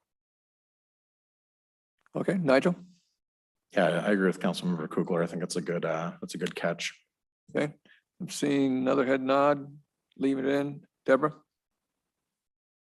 I guess. I mean, I think we want all of our modes to be safe, including BRT, ferry access if we get it. We want our cars to be safe. That's why we're reducing speeds and doing road diets. I mean, yes, that's for ped safety, but it's also for car safety. So I don't know. I mean, I don't feel too strongly about that. Obviously, the most safety work we're doing on ped bike, but I don't know. Seems a little weird to just sort of call that out, even though I did. I realized I was the one that called it out. But thinking about it from what Councilmember Baker said, I think that's more inclusive. Okay, Karina, then Melanie. I think we can capture with just striking specific and saying focus on pedestrian, bicycle, and other means of travel. That other means of travel does marry back into the multimodal routes of transportation and why we're keeping the bullets. Okay, Melanie? I think I'm going to let this go because I tend to oversimplify things. So I want to keep reducing it. I'm hearing consensus that where we are. So I'm fine with where we are. So I don't think I hear consensus. What I hear is the need to maybe vote whether to just go to multimodal or to keep a little more in there. I'm happy to be wrong. Melanie? Yeah, I think what I was thinking is the pedestrian, what is it, the PED, I'm losing my words today for some reason, but what the change to sidewalk plan, pedestrian facilities plan is listed. Is there something we could list in a bullet about bikes or bike safety in a bullet? Is there a specific thing that we could drop down there? I don't have an answer to Or that. like bike safety, we've got the pedestrian facilities, because I like the idea of enhance multimodal transportation implementation or multimodal implementation, transportation implementation and safety. And then Of the bullets. add below, Right. yeah, including because we already have something about pedestrians. If we could add something about bike that's specific below would be nice. Okay, David, Deborah, and Nigel. So are we talking about pulling out bus rapid transit and passenger ferry and focusing on pedestrian? No. Okay. Deborah? I think target 0 is actually ped and bike, I think. So, yeah, okay. Nigel? Actually, it's a question for Mr. Vicente, so sorry to jump in the middle of your conversation. Don't we have we have the pedestrian facilities plan.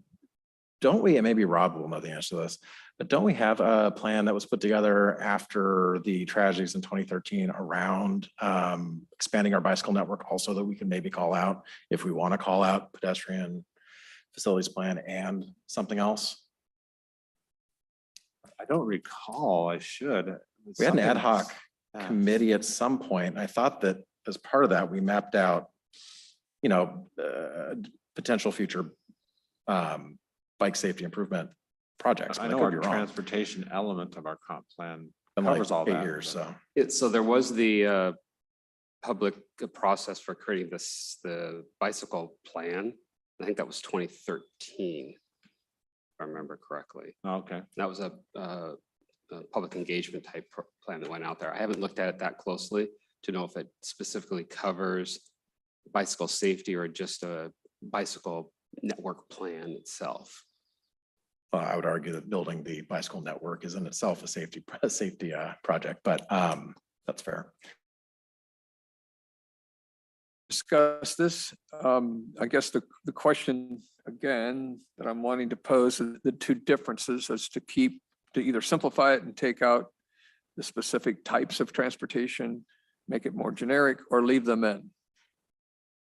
So I'd like to ask all those who want to just leave in those call outs, please raise your hand.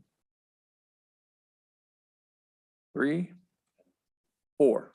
Okay, they're in. Okay, so I hate to just throw this at you, Anastasia. Do you kind of have a sense of where we are in terms of the actual words? Oh, God. Okay. So we're keeping all the bullets? We're not changing any more bullets? Bullets are in, and so are the words pedestrian, bicycle, and other means of travel. And other means of travel? No, I thought we swapped that for multimodal. We're back to my language. Okay, so Yeah. here's what I've Yeah. got then.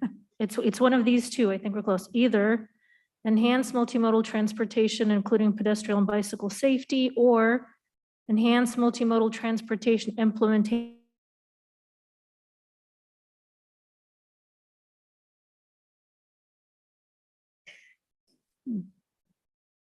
Enhance multimodal transportation implementation, including pedestrian and bicycle safety. Yes? Does that sound okay with all the bullets? One more time, enhance multimodal transportation implementation, including pedestrian and bicycle safety. Okay, you good with that? Yeah. I just saw Angela nod. Okay, all right. There we are. Number 7, enhance public safety. Is that completed? No. You wish. Huh? So any changes in language there? No? Okay. Number 8, continue to seek opportunities to complete a successful Lake Point project. Is that complete? Nope. Rena? I don't think it's complete, but I also understand that there's a current possible development underway. So we can't really work on this piece unless that's completed or resolved. So I wonder, do we keep that on this list this year and revisit mid-year? Just looking at the logics of that. Okay. Rob and then Nigel. I would say that helping the current developer is going to be a major work plan item. And helping the current developer be successful. Okay. Okay, Nigel? Rob said what I was going to say. Okay. Going to That change holds it. for any developer. We want them to be successful. Yeah. But this is a big one. Yeah. So then there'll be wording changes, like, no, just leave it like it is? We could add a successful collaboration for a Lake Point project. No? I think that's just adding words. I think it reads fine by itself. Okay. All right, any other, Melanie? I'm curious, do we want to have something not in this bullet or change this to something more general about development opportunities? Or specific to Lake Point? Yeah, I mean, is number 9 more comprehensive, just more breadth to what I'm asking about? I'm sorry, I'm just wondering if, I actually like number 8 as is. I just thought maybe we wanted to have something more broad, and the economic development plan covers it. Joe? I was going to say, that sounds like it might be a new goal, but yeah, I did favor keeping it as is. I'm sorry, you said what? That sounded like a new goal, which might be great, but as to this, I'd favor keeping as is. Keep as, okay. Okay, so it's not complete. I'm sort of hearing and keeping it as it is, pretty much. Okay. Number 8 or number 9, implement the economic development plan. Is that finished? Hey, Rob, could you scroll down a little bit? Oh, sorry. It's okay. As far as it'll go. Okay, Deborah. Yeah, if everybody wants to keep this as is, I'd be okay with it. My preference would be to broaden this because I think we're already doing things that are beyond what the economic development plan talked about. So I guess I'd be more along the lines of an enhance or a seek opportunities to promote economic development or something a little bit broader. Yeah. Melanie? That was kind of what I was trying to get to, because I looked at number 9 and thought it might be too specific. So thank you, Deborah. Absolutely support that. Okay. So is the suggestion maybe to drop the word plan and then add something on the front end that might? What I got was seek opportunities to promote economic development. Okay. Discussion? You okay with that? Mhm. All right. Number 10, my favorite goal, foster and create fun. That complete? I don't think it's ever complete. There you go. Any changes to wording? I wonder if it's not really a combination of also 11. I think they're broken apart and yet they should be together. Discussion? Deborah? I just want to make sure I heard that right. Are you saying 10 and 11 go together? Is that what I heard? Okay, yes. I would suggest that they don't really at all. Nigel? Yeah, I don't see really any connection between 10 and 11 myself either. I guess that then I would recommend that we foster and create fun, engage and educate the community as 10. And 11 is, yes, a separate issue, but we tend to forget to take that next step and outreach and communication, outreach educational opportunities for our community. So we can provide the programs, but if we're not enhancing that by building connectors, then we're losing part of our community in the opportunities that we can provide them with. So 10 and 11, we're going to keep separate in terms of our discussion. If you want to combine them together, we can do that. I want to pose the question on 10. Is that complete? I'm hearing no. I'm hearing, are you wanting to change it, the wording? I heard nothing on that. Then I heard, let's combine the two, and I'm seeing people go, no. But before you do that, are they the same goals? Because my memory of this is that they're not the same at all.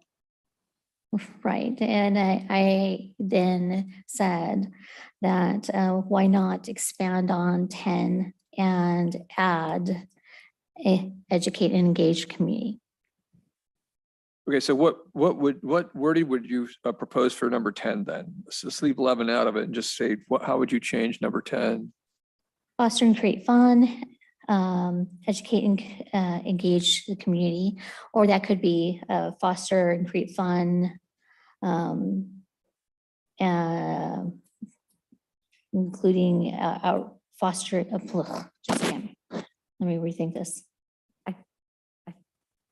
Deborah? I think I'm maybe hearing where you're going, and I just want to check it out. Kind of like outreach and education. Foster and create fun by engaging the community. I mean, are you talking about kind of engaging the community, having fun, building community together? Because the 11 is pretty different. It's about like, you know, growth and development opportunities. So but are you talking about around the fun and community building? Yeah, kind of around the fun and community building, kind of thinking in the arm of, you know, like family and community outreach, education, like you would do that with any event, minus, you know, how you would see that with, it's like that TA-ish wording. Yeah, I guess I'm not seeing the education piece fit with fun, but. Well, think about that in the way of DEI. If we were to have an event around Juneteenth with arts and entertainment and music, there's opportunity to engage our community, create the fun, and provide educational outreach. And that is really embracing our community in that, and those final pieces that are missed. Okay, Nigel? Yeah, I think fun needs to stand alone. I think fun plugs into should theoretically plug into many different areas of our work plan and different projects that we're doing. And I think fun just needs to kind of, it's just a good reminder for us as we do things to, you know, not just focus on the metrics and whatever, but make sure that we're giving people opportunity to have those little moments of fun. And I think it's important for it to stand by itself. David? Yeah, I mean, I think foster and create fun is something that should stand by itself, because it's something that has always been important to this council. Is like, where's the fun? And I think adding it to somewhere else just doesn't make sense. It needs to stand on its own. Okay. Any more discussion on this? Deborah? I'll just say, I would agree that it stands alone, but I really do appreciate the idea of building community and having our fun and all of our activities be responsive to our number 3 goal of inclusion. So I think we do that, but so, and I don't know a simple way to say that in a goal. Well, I think your number 3 goal spans a number of things, everything you do, actually. It should, at least listening to you. So I'm hearing standalone, actually, on this, which in and of itself is not bad because fun's a good thing. So, okay. Number 11, engage and educate the community on growth and development in Kenmore. Is that complete, Deborah, and then Karina? I'm going to propose that we have subsumed that into our other work. I think Debbie has done a great job with outreach and the missing middle piece. We did I can't remember exactly what it is, but I think we had a variety of community outreach pieces when we were early talking about the comp plan and the growth push and the GMA. I actually am going to propose that it is it is accomplished in that it is incorporated. Okay. Karina? You know, number 11 is kind of a funky goal to have on council priorities, being that it is a fundamental reporting need or best standard for a city to do when engaging their community about what they are doing. So if you're not doing it and you have to have a priority on it as a council, it's a little estrewed. So I think that we don't need it on here. I definitely think we have to continue showing our transparency, doing our quarterly newsletters, and we updating our public. But I think number 11 is just a redundant line that could be dropped. Joe? Well, on those two lines, then I was thinking it might be replaced altogether. If not, I'm cool with that. But I thought then we could say foster public participation in decision making. Okay. I like that. So is that going to be a new goal? Because we're going to get to the next stage where you can add goals. Angela. Oh.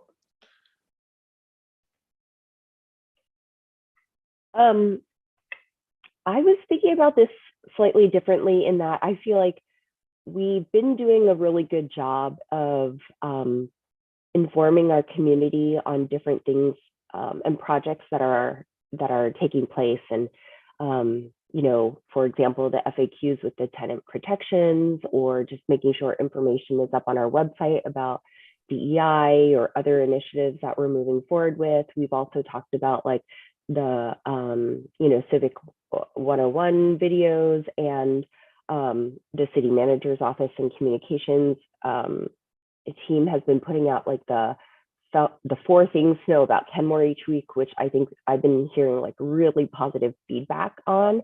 And I think this is one of those things like we're never going to like finish, or it's going to constantly take ongoing work to like constantly engage and inform our community and keep them abreast of what's going on.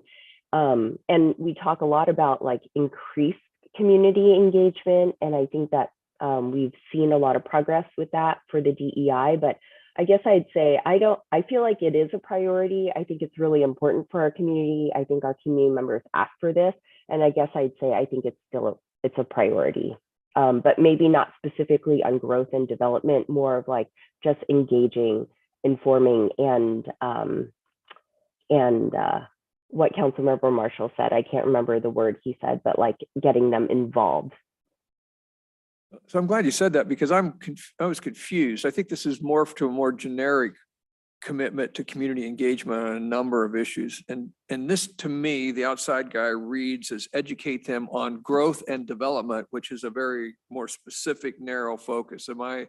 So I'm hearing maybe some consensus to just have a broader comment goal, if you will, if you want it to be a goal that really speaks to community engagement as a general commitment. Is that somewhat accurate, or?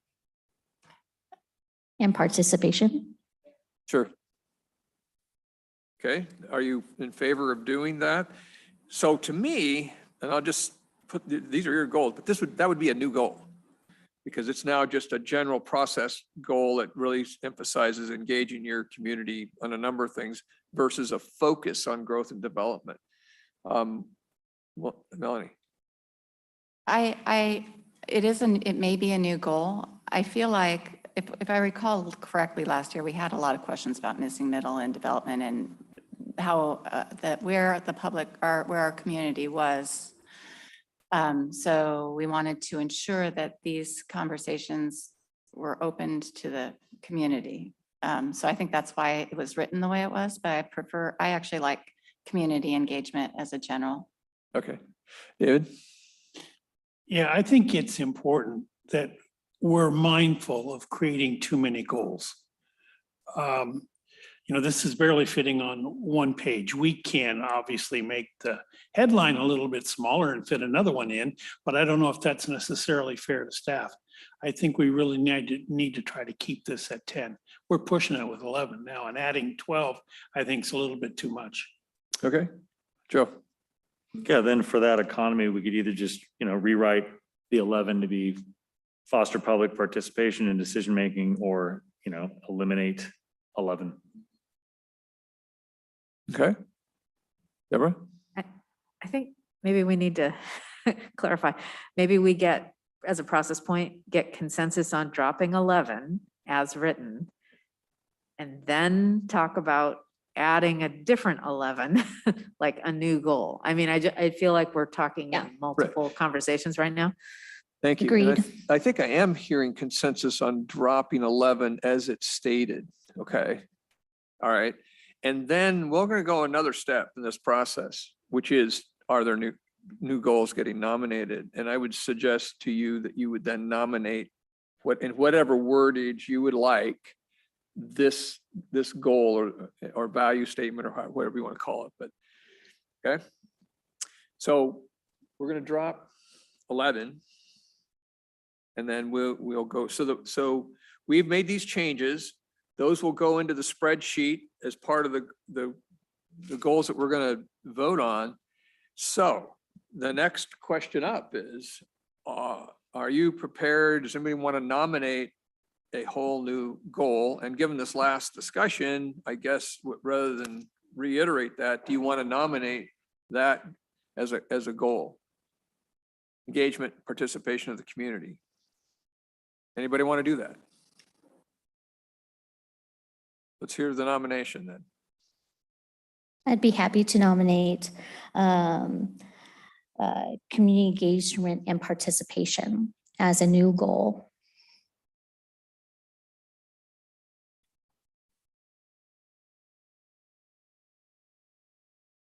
Okay. And I often don't worry too much about wordsmithing it right away, but if you have, if you have a quick. Well, I think we just need a verb.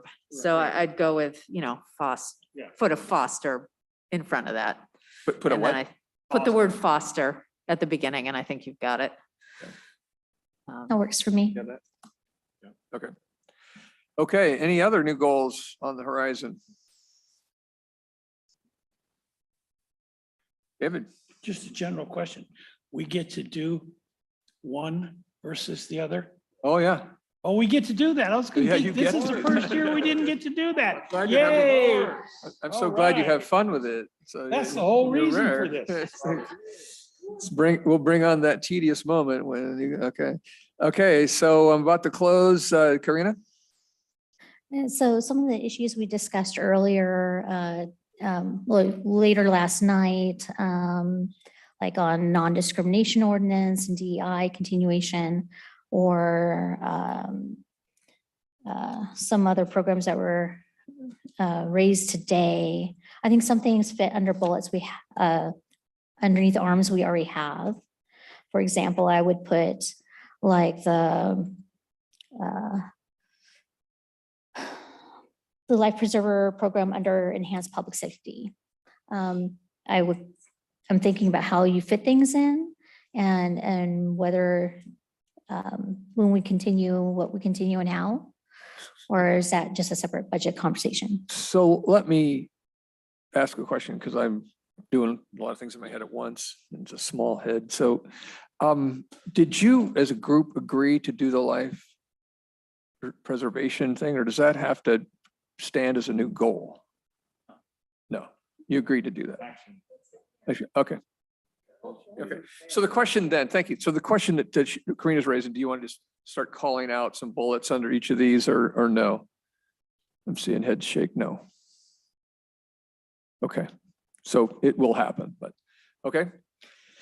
All right. So these are the goals. I'd ask you to take a break because I need to caucus with the process team so we can get this ready to go for your favorite moment when we get to, Michael, can I ask a question before we break? Oh, I'm sorry, Angela. Yes. I think my connection froze or something happened when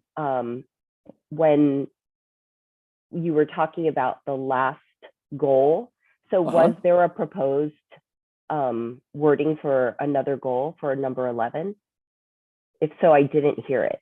There was a new goal. Now I'll have Rob, I think he has a. Foster community engagement and participation. Okay, thank you. Okay, great. All right, take a break while this team gets together and figures out our next logistical steps here. I'm creating a spreadsheet right Okay. now. Yeah, and yeah. All right, we'll leave you alone. No, I'm good, I'm good.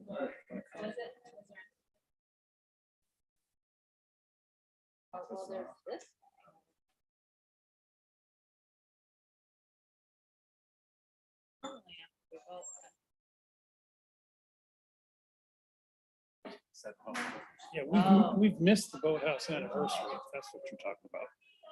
No, the okay. last item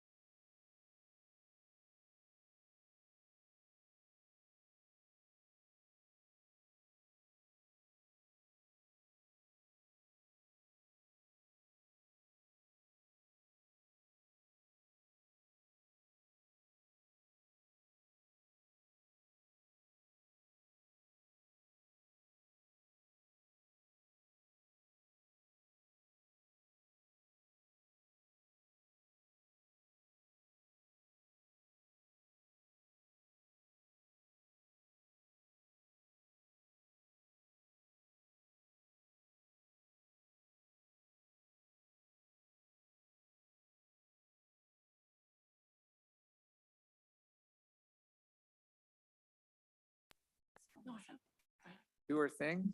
We gotta wait for Councilmember. Almost. David. Yeah, we gotta wait for Councilmember Baker. I see Angela. Well,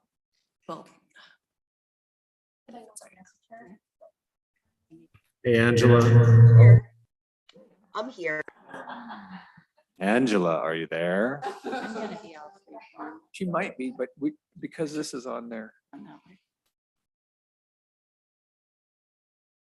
I can see her screen, but it's not. Right. Okay. Councilmember Kugler, it looks like we're just about ready to get going again here. So giving you a quick heads up.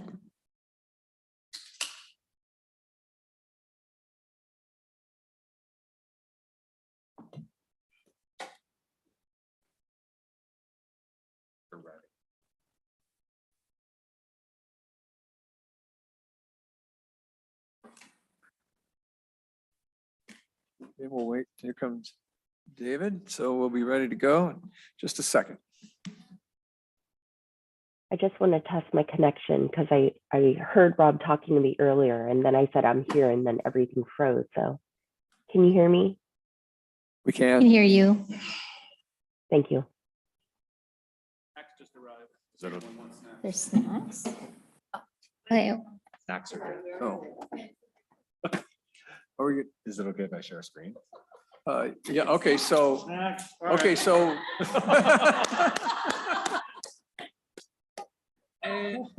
So, Angela, I guess we're having snacks. I don't know.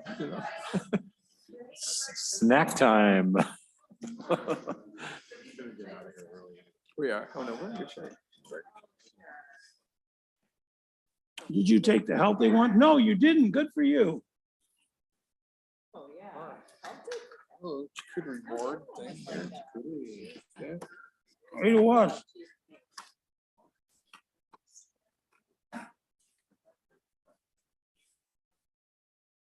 Yep, Nigel got the healthy one. I mean, is it really healthy? It's salami. Yeah, but just salami was not popcorn and Glad to cookies. know there's something more important than goals.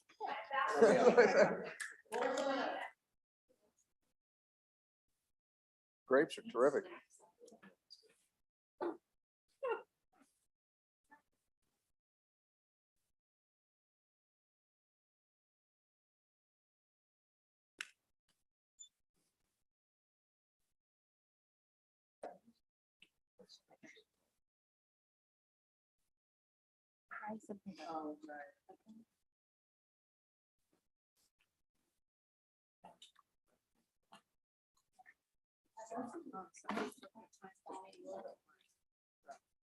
Hey, Joy.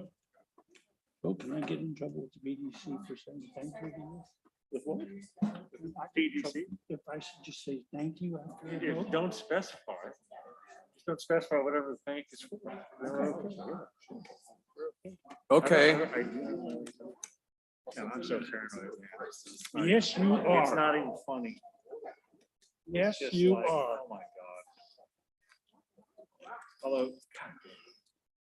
I said 4 people, Go on. not 2, not 3, But see, 4. see, then it's an accidental comment here, or just a casual comment here, something else. And you're there, never gonna get in trouble for that. somewhere there. Well, and yeah, This is not criminal court. that's the cool thing, but still, I just like, oh my. Can't even think of that. When I was mayor, I used to call the council because I don't. We'll start here as soon as Rob gets back. Get people work. Right. Perfect. So are we ready to do this, or you want a moment to munch, or how? All gotta be Okay, let's go. So Rob will share a screen and we'll vote as we've done in the past. You're familiar with the process, but once again, each goal will be compared to every other goal, and it'll be essentially a set of votes. And we'll record the number of votes for each goal during the comparison. So, and Rob is going to keep track of that. And I think in a second, it'll come up on the screen so you can see it. And I just want to mention that I'm not hearing any audio if you've started. No audio. She can't hear. turn your mic, Michael? oh no, my mic's on. Hold on, Angela, so can you did hear you. me?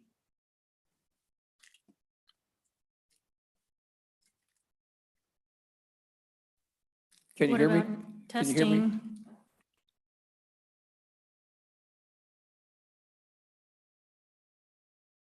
Oh. Should we also have her call in maybe? Orange. Let me message her. Can you hear me now, Angela? So I have confirmed that webinar folks can hear us, so it might be on Angela's end.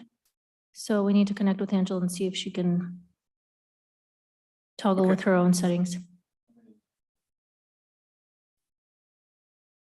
Okay, just a moment, little technical difficulty here.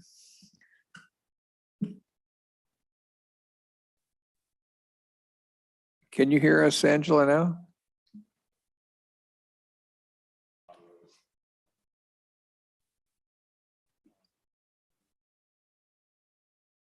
Oh, maybe if we get her on the phone, this is going to be tricky. We can do this though.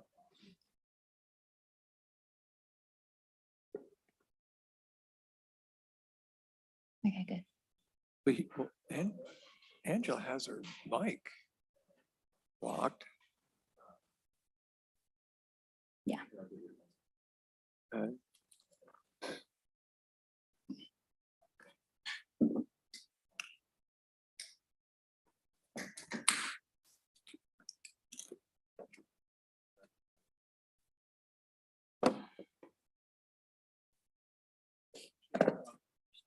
Okay, so let's eat those lovely snacks that have been provided, and we'll get this going pretty soon. And just to remind us, we're nicely ahead of schedule, so this will end up good. I really like this spreadsheet, by the way. I think this is a really nice way to have everything right in front of you and connect to it. You know, even for our people at home. That's great.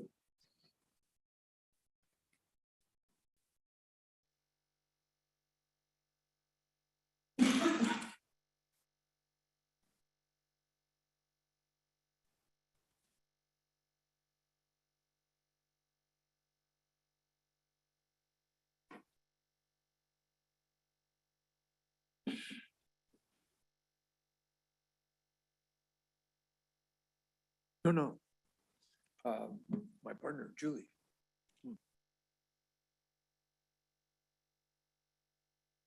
Is Ms. Kugler ending in 917?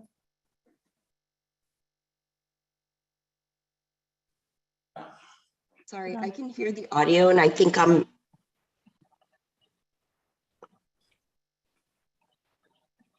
Can you hear us, Angela?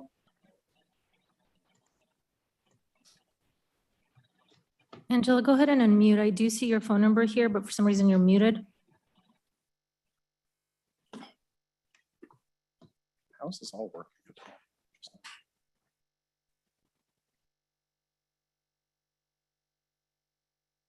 Hello? We can hear you. Can you hear us? We can hear you, Angela. You're muted again. Can you hear us, Angela? Sorry, I can hear you. For some we're- reason, the audio out is going through my phone, but the Yeah. audio to all of you is going through my computer. Wow. Well, But in any case, I can hear you all now. it's all working then. So what will be important is that you'll hear the call for the comparisons. And so, you know, we'll do this. It's a little different, but I think in the long run, it's going to be really great. So, are we ready to go? Is the team ready? All right. So very quickly, there's going to be a vote between, every goal will be voted against the other goals, and we'll just go down the line. Rob will post those numbers on the sheet that you'll see, and that's the way we'll do it. So are we ready? Okay. First comparison, I'm going to call a vote between affordable housing and all the remaining 10 goals. So are you ready? First comparison, affordable housing versus climate, all for affordable housing. Raise your hand. 1, 2, 3. 3 for affordable housing, 4 for climate. Okay. Affordable housing, DEI, all for affordable housing. Raise your hand. 1, 2, 3, 4, 5, 6, 7. 7 for affordable housing, 0 for DEI. Affordable housing and pandemic, all for affordable housing. Raise your hand. 1, 2, 3, 4, 5, 6, 7. Affordable housing, 0 for pandemic. Affordable housing, waterways, all for affordable housing. 1, 2, 3, 4, 5, 6, 1. Affordable housing, multimodal, all for affordable housing. Raise your hand. 1, 2, 3, 4, 5, 2. Affordable housing is 5, multimodal is 2. Affordable housing and public safety, all for affordable housing. 1, 2, 3, 4. 4 for affordable housing, 3 for public safety. Affordable housing, Lake Point, all for affordable housing. 1, 2, 3, 4, 5, 2. 2 for Lake Point. Affordable housing, economic development, all for affordable housing. 1, 2, 3, 4, 5, 6 for affordable housing, 1 for economic development. I'm sorry, I can't hear you. Your mic. 5 and 2. 5 affordable housing, 2 economic development. Okay. Affordable housing and fund, all for affordable housing. 1, 2, 3, 4, 5. Are you raising your hand, David? Okay. 6, 1. One of the problems I kind of have, sometimes I can't see over the top of your screen, so I'm not sure. Okay. Affordable housing and community engagement, all for affordable housing. 1, 2, 3, 4.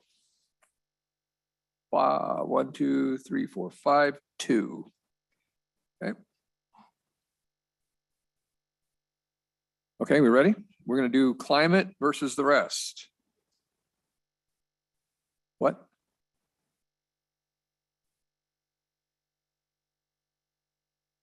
Okay. Thanks, Steph. Okay. All right. Climate versus the rest. Sure. Hold on.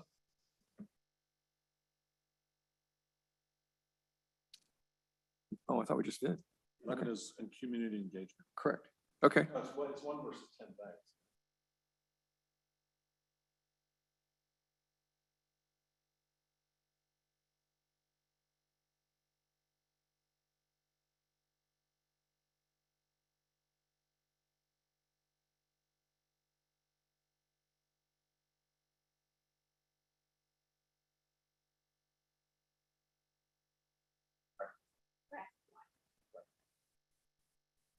So are we good here? Okay, we're good? You're good? Well, how come we're not doing affordable housing? We just did. You don't, affordable housing can't compete against affordable housing, so. Okay, it's okay. So we haven't done it this way before. We're good. We got this. Okay. And Melanie, did you have a quick question before we do the next one? I was just going to suggest you remove the row. Thank you. Yeah, 1 quick second.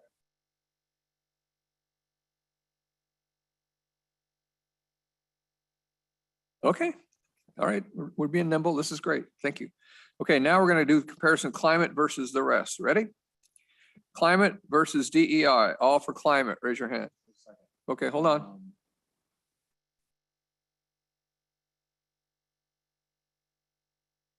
I didn't think this through. All right, let's just keep going. You sure you're good? Okay. I think all your numbers that we've already said should be on the top line, right? The 0, the 1, 2, 3, 2, 2, 1, 2 should all be on the top row, indicating affordable housing. because that's the number one. And then you do need the 11th row. I think that's, do you see what I mean, Rob? No. So you got the 4 in the right place. So the DEI 0 should be in the top row under DEI, I believe, because that's the affordable housing versus DEI. Isn't that right? No. No. The cascade. All the number, yeah, you're in a diagonal, you should be just horizontal. She's right. She's right. So what? Like this? Yeah. Yes. And then you're going to keep adding to those boxes. Exactly. And I think then you will need an 11th row. I think we'll have to get there when we get there. Yeah, we'll get this. Yeah. Okay, thank you. Very good. And then you need to eliminate the diagonals. Yeah. And then we'll be good to go. It's the first time, so kind of you're beta. This is the beta group right now. Okay. All right. So we happy with where we are now? Need to add a row. Okay. Okay. So now we're going to compare climate against the rest. All right, here we go. Climate versus DEI, all for climate. 1, 2, 3, 4, 5, 6, 1. DEI gets 1, okay. Climate versus pandemic, all for climate. 1, 2, 3, 4, 5, 6, 1. 1 for pandemic. Is that right? Okay. Climate versus walkway, all for climate. 1, 2, 3, 4, 5, 6, 7 for climate, 0 for walkway. Climate versus multimodal, all for climate. 1, 2, 3, 4. 4, 3. Multimodal gets 3, climate gets 4. Okay. Climate versus public safety, all for climate. 1, 2, 3, 4, 5. Public safety gets 2. Okay. Climate versus Lake Point, all for climate. 1, 2, 3, 4, 5, 6, 1. Lake Point gets 1, climate gets 6. Climate versus economic development, all for climate. 1, 2, 3, 4, 5, 6, 7. Climate versus fund, all for climate. 1, 2, 3, 4, 5, 6. 1 for fund. Climate versus community engagement, all for climate. 1, 2, 3, 4, 5, 6. 1. Community engagement's 1. Okay. Climate is finished. All right. Having fun now? Okay. DEI versus the rest. Hey, Michael, Councilmember Kugler has her hand up. Excuse me? I noticed that there was one category where we put 7 and 1, which doesn't make sense. That does not make sense. It'll be 7 and 0. It was the next 7. 2.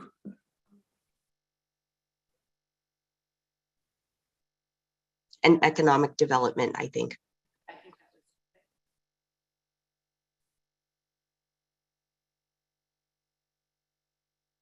Okay. Thank you, Angela. Okay. Ready? DEI against the next, the rest of them, ready? DEI versus pandemic, all for DEI. 6, 7, DEI, 0 pandemic.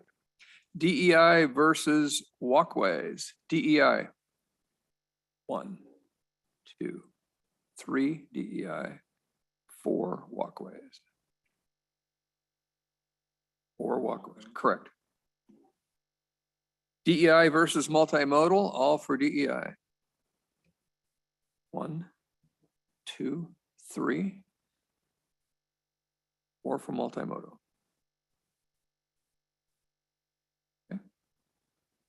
DEI versus public safety, all for DEI. 1, 2, 3, 4, 5 DEI. DEI, 2 public safety. Okay. DEI versus Lake Point, all for DEI. 1, 2, 3, 4. Lake Point is 3.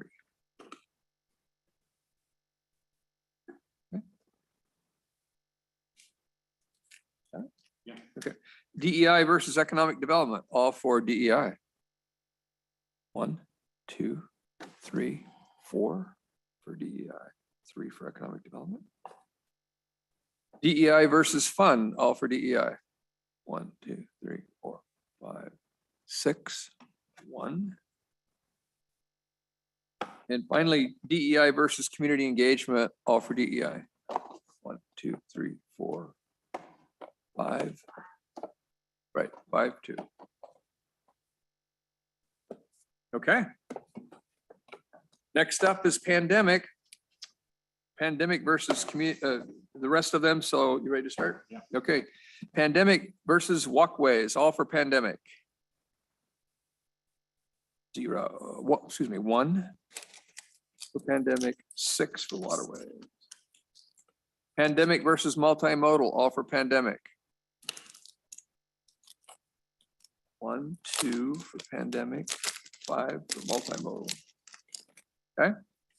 Pandemic versus public safety, all for pandemic. 1, 2, 3, 4.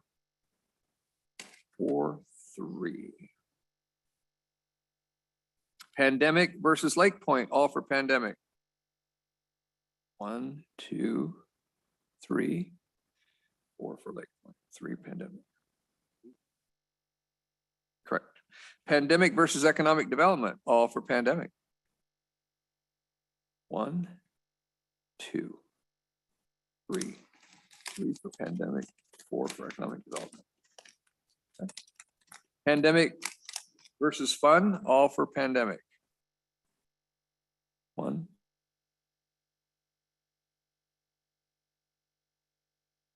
And pandemic versus community engagement, all for pandemic. 1, 2, 3, 4. 4 for pandemic, 3 community engagement. Okay, here we go. Up next is walkways. Walkway versus multimodal, all for walkways. 1, 2, 3, 4, 5, 2, 5, 2. Walkways 5, multimodal 2. Walkway versus public safety, all for walkways. 1, 2, 3, 4, 5. Excuse me, 4, 3. 4 walkway, 3 public safety. Okay. Walkway versus Lake Point, all for walkways. 1, 2, 3, 4, 5, 6. 1. Correct.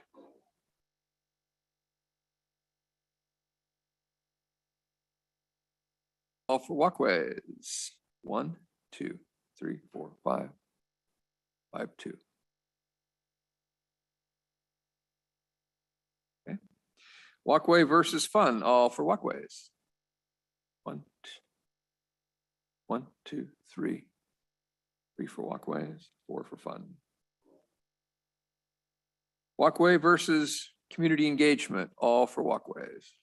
1, 2, 3, 4 for walkways, 3 for community engagement.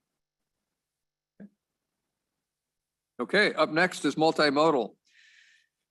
Ready? Multimodal versus public safety, all multimodal. 1, 2, 3, 4, 5. 5 multimodal, 2 public safety. Multimodal versus Lake Point, all for multimodal. 1, 2, 3, 4, 5. 5 multimodal, 2 Lake Point. Multimodal versus economic development, all for multimodal. 1, 2, 3, 4, 5. Economic development, 2. Multimodal and fun, all those for multimodal. 4, 5, 6, 1. And finally, multimodal community engagement, all for multimodal. 1, 2, 3, 4, 5, 6, 1.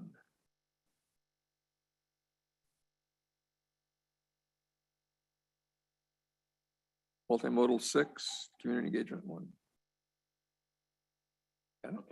Okay, we're getting there. Hang in. Okay, next up, public safety. Public safety versus Lake Point, all for public safety. 1, 2, 3. 3 public safety, 4 Lake Point. Public safety versus economic development, all for public safety. 1, 2, 3, 4. 4 public safety, 3 PD. Okay, public safety versus fund, all for public safety. 1, 2, 3, 4, 5, 2. And finally, public safety versus community engagement, all for public safety. 1, 2, 3. Okay. 4 for community engagement. All right, next up, Lake Point. Lake Point and economic development, all for Lake Point. 1, 2, 3, 4, 5. 5 Lake Point, 2 economic development. Lake Point versus fun, all for Lake Point. 1, 2, 3. 3 for Lake Point, 4 for fun. Yeah, good for fun. Lake Point versus community engagement, all for Lake Point. 1, 2, 3, 4. 4 for Lake Point, 3 for community engagement. Okay, not many left. Hang in there. Up next is economic development. Okay, economic development versus fun, all for economic development. 1, 2, 3, 4, 5, 6. 1 for fun. And economic development versus community engagement, all for economic development. 1, 2, 3, 4, 5. 5 for economic development, 2. Hey, I know you're sad about this, but this is our last comparison. Fun versus community engagement, all for fun. 1, 2, 3, 4, 5. 5 for fun. 2 community engagement. Okay. So do I need that extra row? Okay. I can't quite hear you, I'm sorry.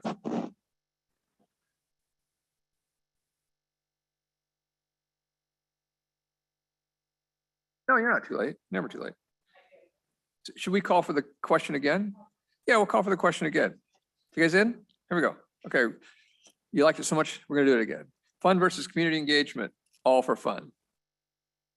1, 2, 3, 4 for fun, 3 for community engagement. Okay. Hit the tote button. All right. This is, hopefully it works. Yeah.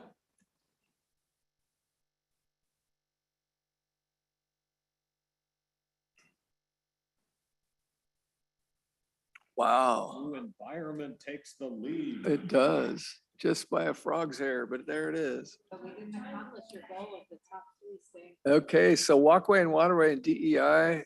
Well, we have a tie. Yeah. Couple ties. Sure. So, So when on the very bottom, can you go like 1? So that's 1. What is it? 2. 40 multimodals 3. really? Modal's back in the top. It is back in Yeah, the but I don't race. know. So next is the 38. Yeah, 2 38s, walkway, waterway, and so what is this? so those are Microphone.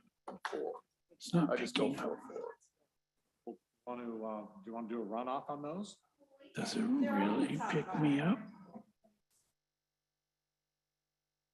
Interesting. Okay, hold on. We got too much going on. Hold on. So Karina, you had a point. I'm ready to do a runoff with that. You're ready? Between DEI and walkways and waterways, if we need to add a clarification, since it's tied. We can run it off. I don't care. I mean, it'll just for whichever one's 4 and 5. That's how it'd be. You ready to do it? Nigel. I would argue that this would matter more if they were tied for fifth or sixth. They're Right. both in the top five, Right. which are the ones that matter, or the ones that carry more weight, but. Melanie? Last year, we had a runoff, so I think it's a good idea to do it this time. Yeah, we can do that. I mean, these are your goals. I didn't want to run off last year.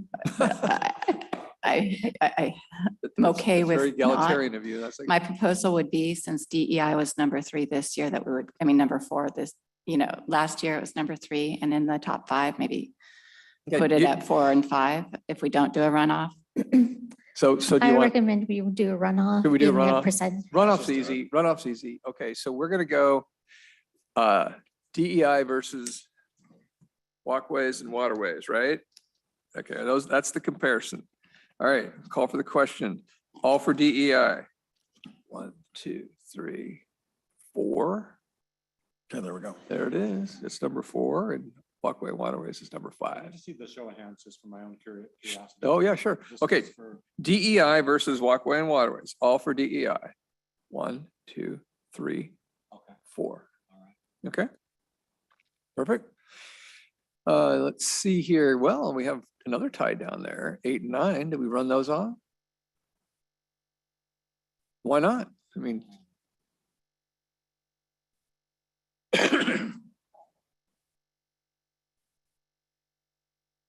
That's it. Okay, so let's do another runoff. We're gonna do runoff between Lake Point and economic development, correct? You guys in on that? It's easy, really. Okay, so here we go. Lake Point versus economic development, all for Lake Point. 1, 2, 3, 4, 5. 5 for Lake Point, 2 for economic development, so that'll change. It goes 8. Okay, there's community engagements 9. Fun is 10. And the pandemic staggers in last, and we hope it's gone next year. Wow, okay, there you go. This is cool. Thanks for being nimble. Any conversation before I think we're finished? Melanie? May I just share something that's not related to what we've been working on? I mean, if that's okay? I think. Hold it there's just a one- second. I just want to make sure we don't have anything else relative to business, then I'll get right to you. Yeah, there's still the city manager performance evaluation goals clarification Yeah. that I think Rob wants to speak on briefly. At this point of the process, I always want to make certain that the city manager in particular is pretty comfortable with he has a good sense of what you expect. And if we've done a good job in our discussions, he probably does, because a lot of this we've talked about a lot. But this is the opportunity for Rob to ask you any questions that he might have for clarification on expectations and so on, because the top 5 do frame the majority of your evaluation. So any questions? I don't. I think you've always given me the latitude to figure out what we can do with the goals and come back to you with, budget proposals and things like that. And I think it's worked well over the years. So I think if you're okay with what we've been doing over the last few years, we'll just keep doing that. And a lot of this is you're going to see in the next biennium budget. So. Okay. Any other comments or questions? Melanie.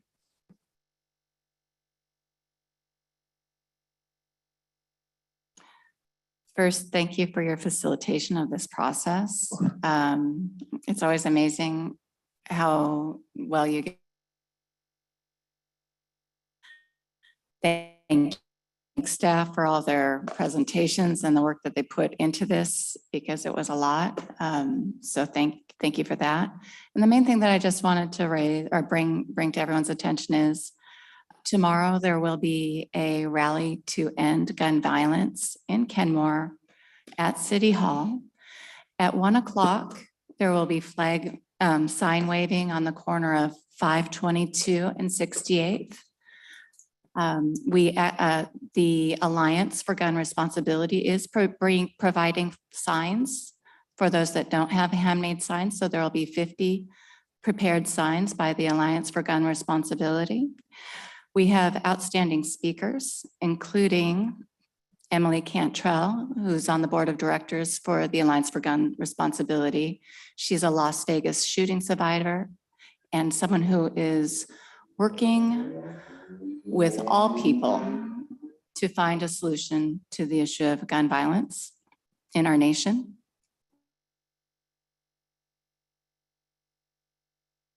We also have Councilman Senator David Frocht, Representative Davina Dur, and our great mayor, Nigel Herbig, on the scheduled speaker list. I'll be facilitating the conversation. And importantly, Megan Utame from Senator Patty Murray's office will be here and we'll have some words on her behalf. She had a prior engagement, but this in conversation with her was a very high priority. After the scheduled speakers, we will have a public forum for people to share their feelings about gun violence and what the potential looks like for a world without it, the impacts of it. And, ultimately this is about community and finding a path forward. This is not a partisan event. This is truly about something that impacts everyone in our country. I am hopeful for a really great turnout and positive solutions, and for us to find a place where we can look up and see a potential for a world without gun violence, which is my dream, and I think that of many people. So thank you for just giving me a moment to share with our community and the people here that this is happening tomorrow. Thank you. Can I share a screen one more time? Rob wants to share a screen? Yes. I just want to get clarification. I guess I do have one question or clarification. And is your mic on, Rob? yes, my mic is on. Okay. So I'm just saying, look at that top blue line, 2023, 2024, city council priorities. Correct. Related to the budget. Isn't that why we're doing it Yeah. now? Yep. Yeah, okay. All right. Okay. Very important event for obvious reasons. Thank you for your kind words. And I want to thank you. This team is just amazing to work with in terms of facilitation. The thing I appreciate the most is your ability, and it's a mix and match always, to have different points of view on things and just move right through it. And it just adds constantly. If you look at what you've produced and the conversation, it's just the community's lucky. And thanks to the staff folks that were in support of this effort. So I really appreciate it. Back to you, Nigel. Yeah, and I want to thank everybody. I want to thank Anastasia and the staff that put in the work to make this hybrid model work. I'm really glad that it was able to work because Councilmember Kugler wasn't able to join us, and this allowed her to participate, which I think is really important. I want to thank everybody for their time this weekend. I know that, well, the weather might be turning, but I know that earlier today we were giving up some very sunny weather to work, to do this important work. So thank you everybody for your commitment and for your speed. And we are getting done an hour early. So enjoy your day. With that, the Kenmore City Council is adjourned.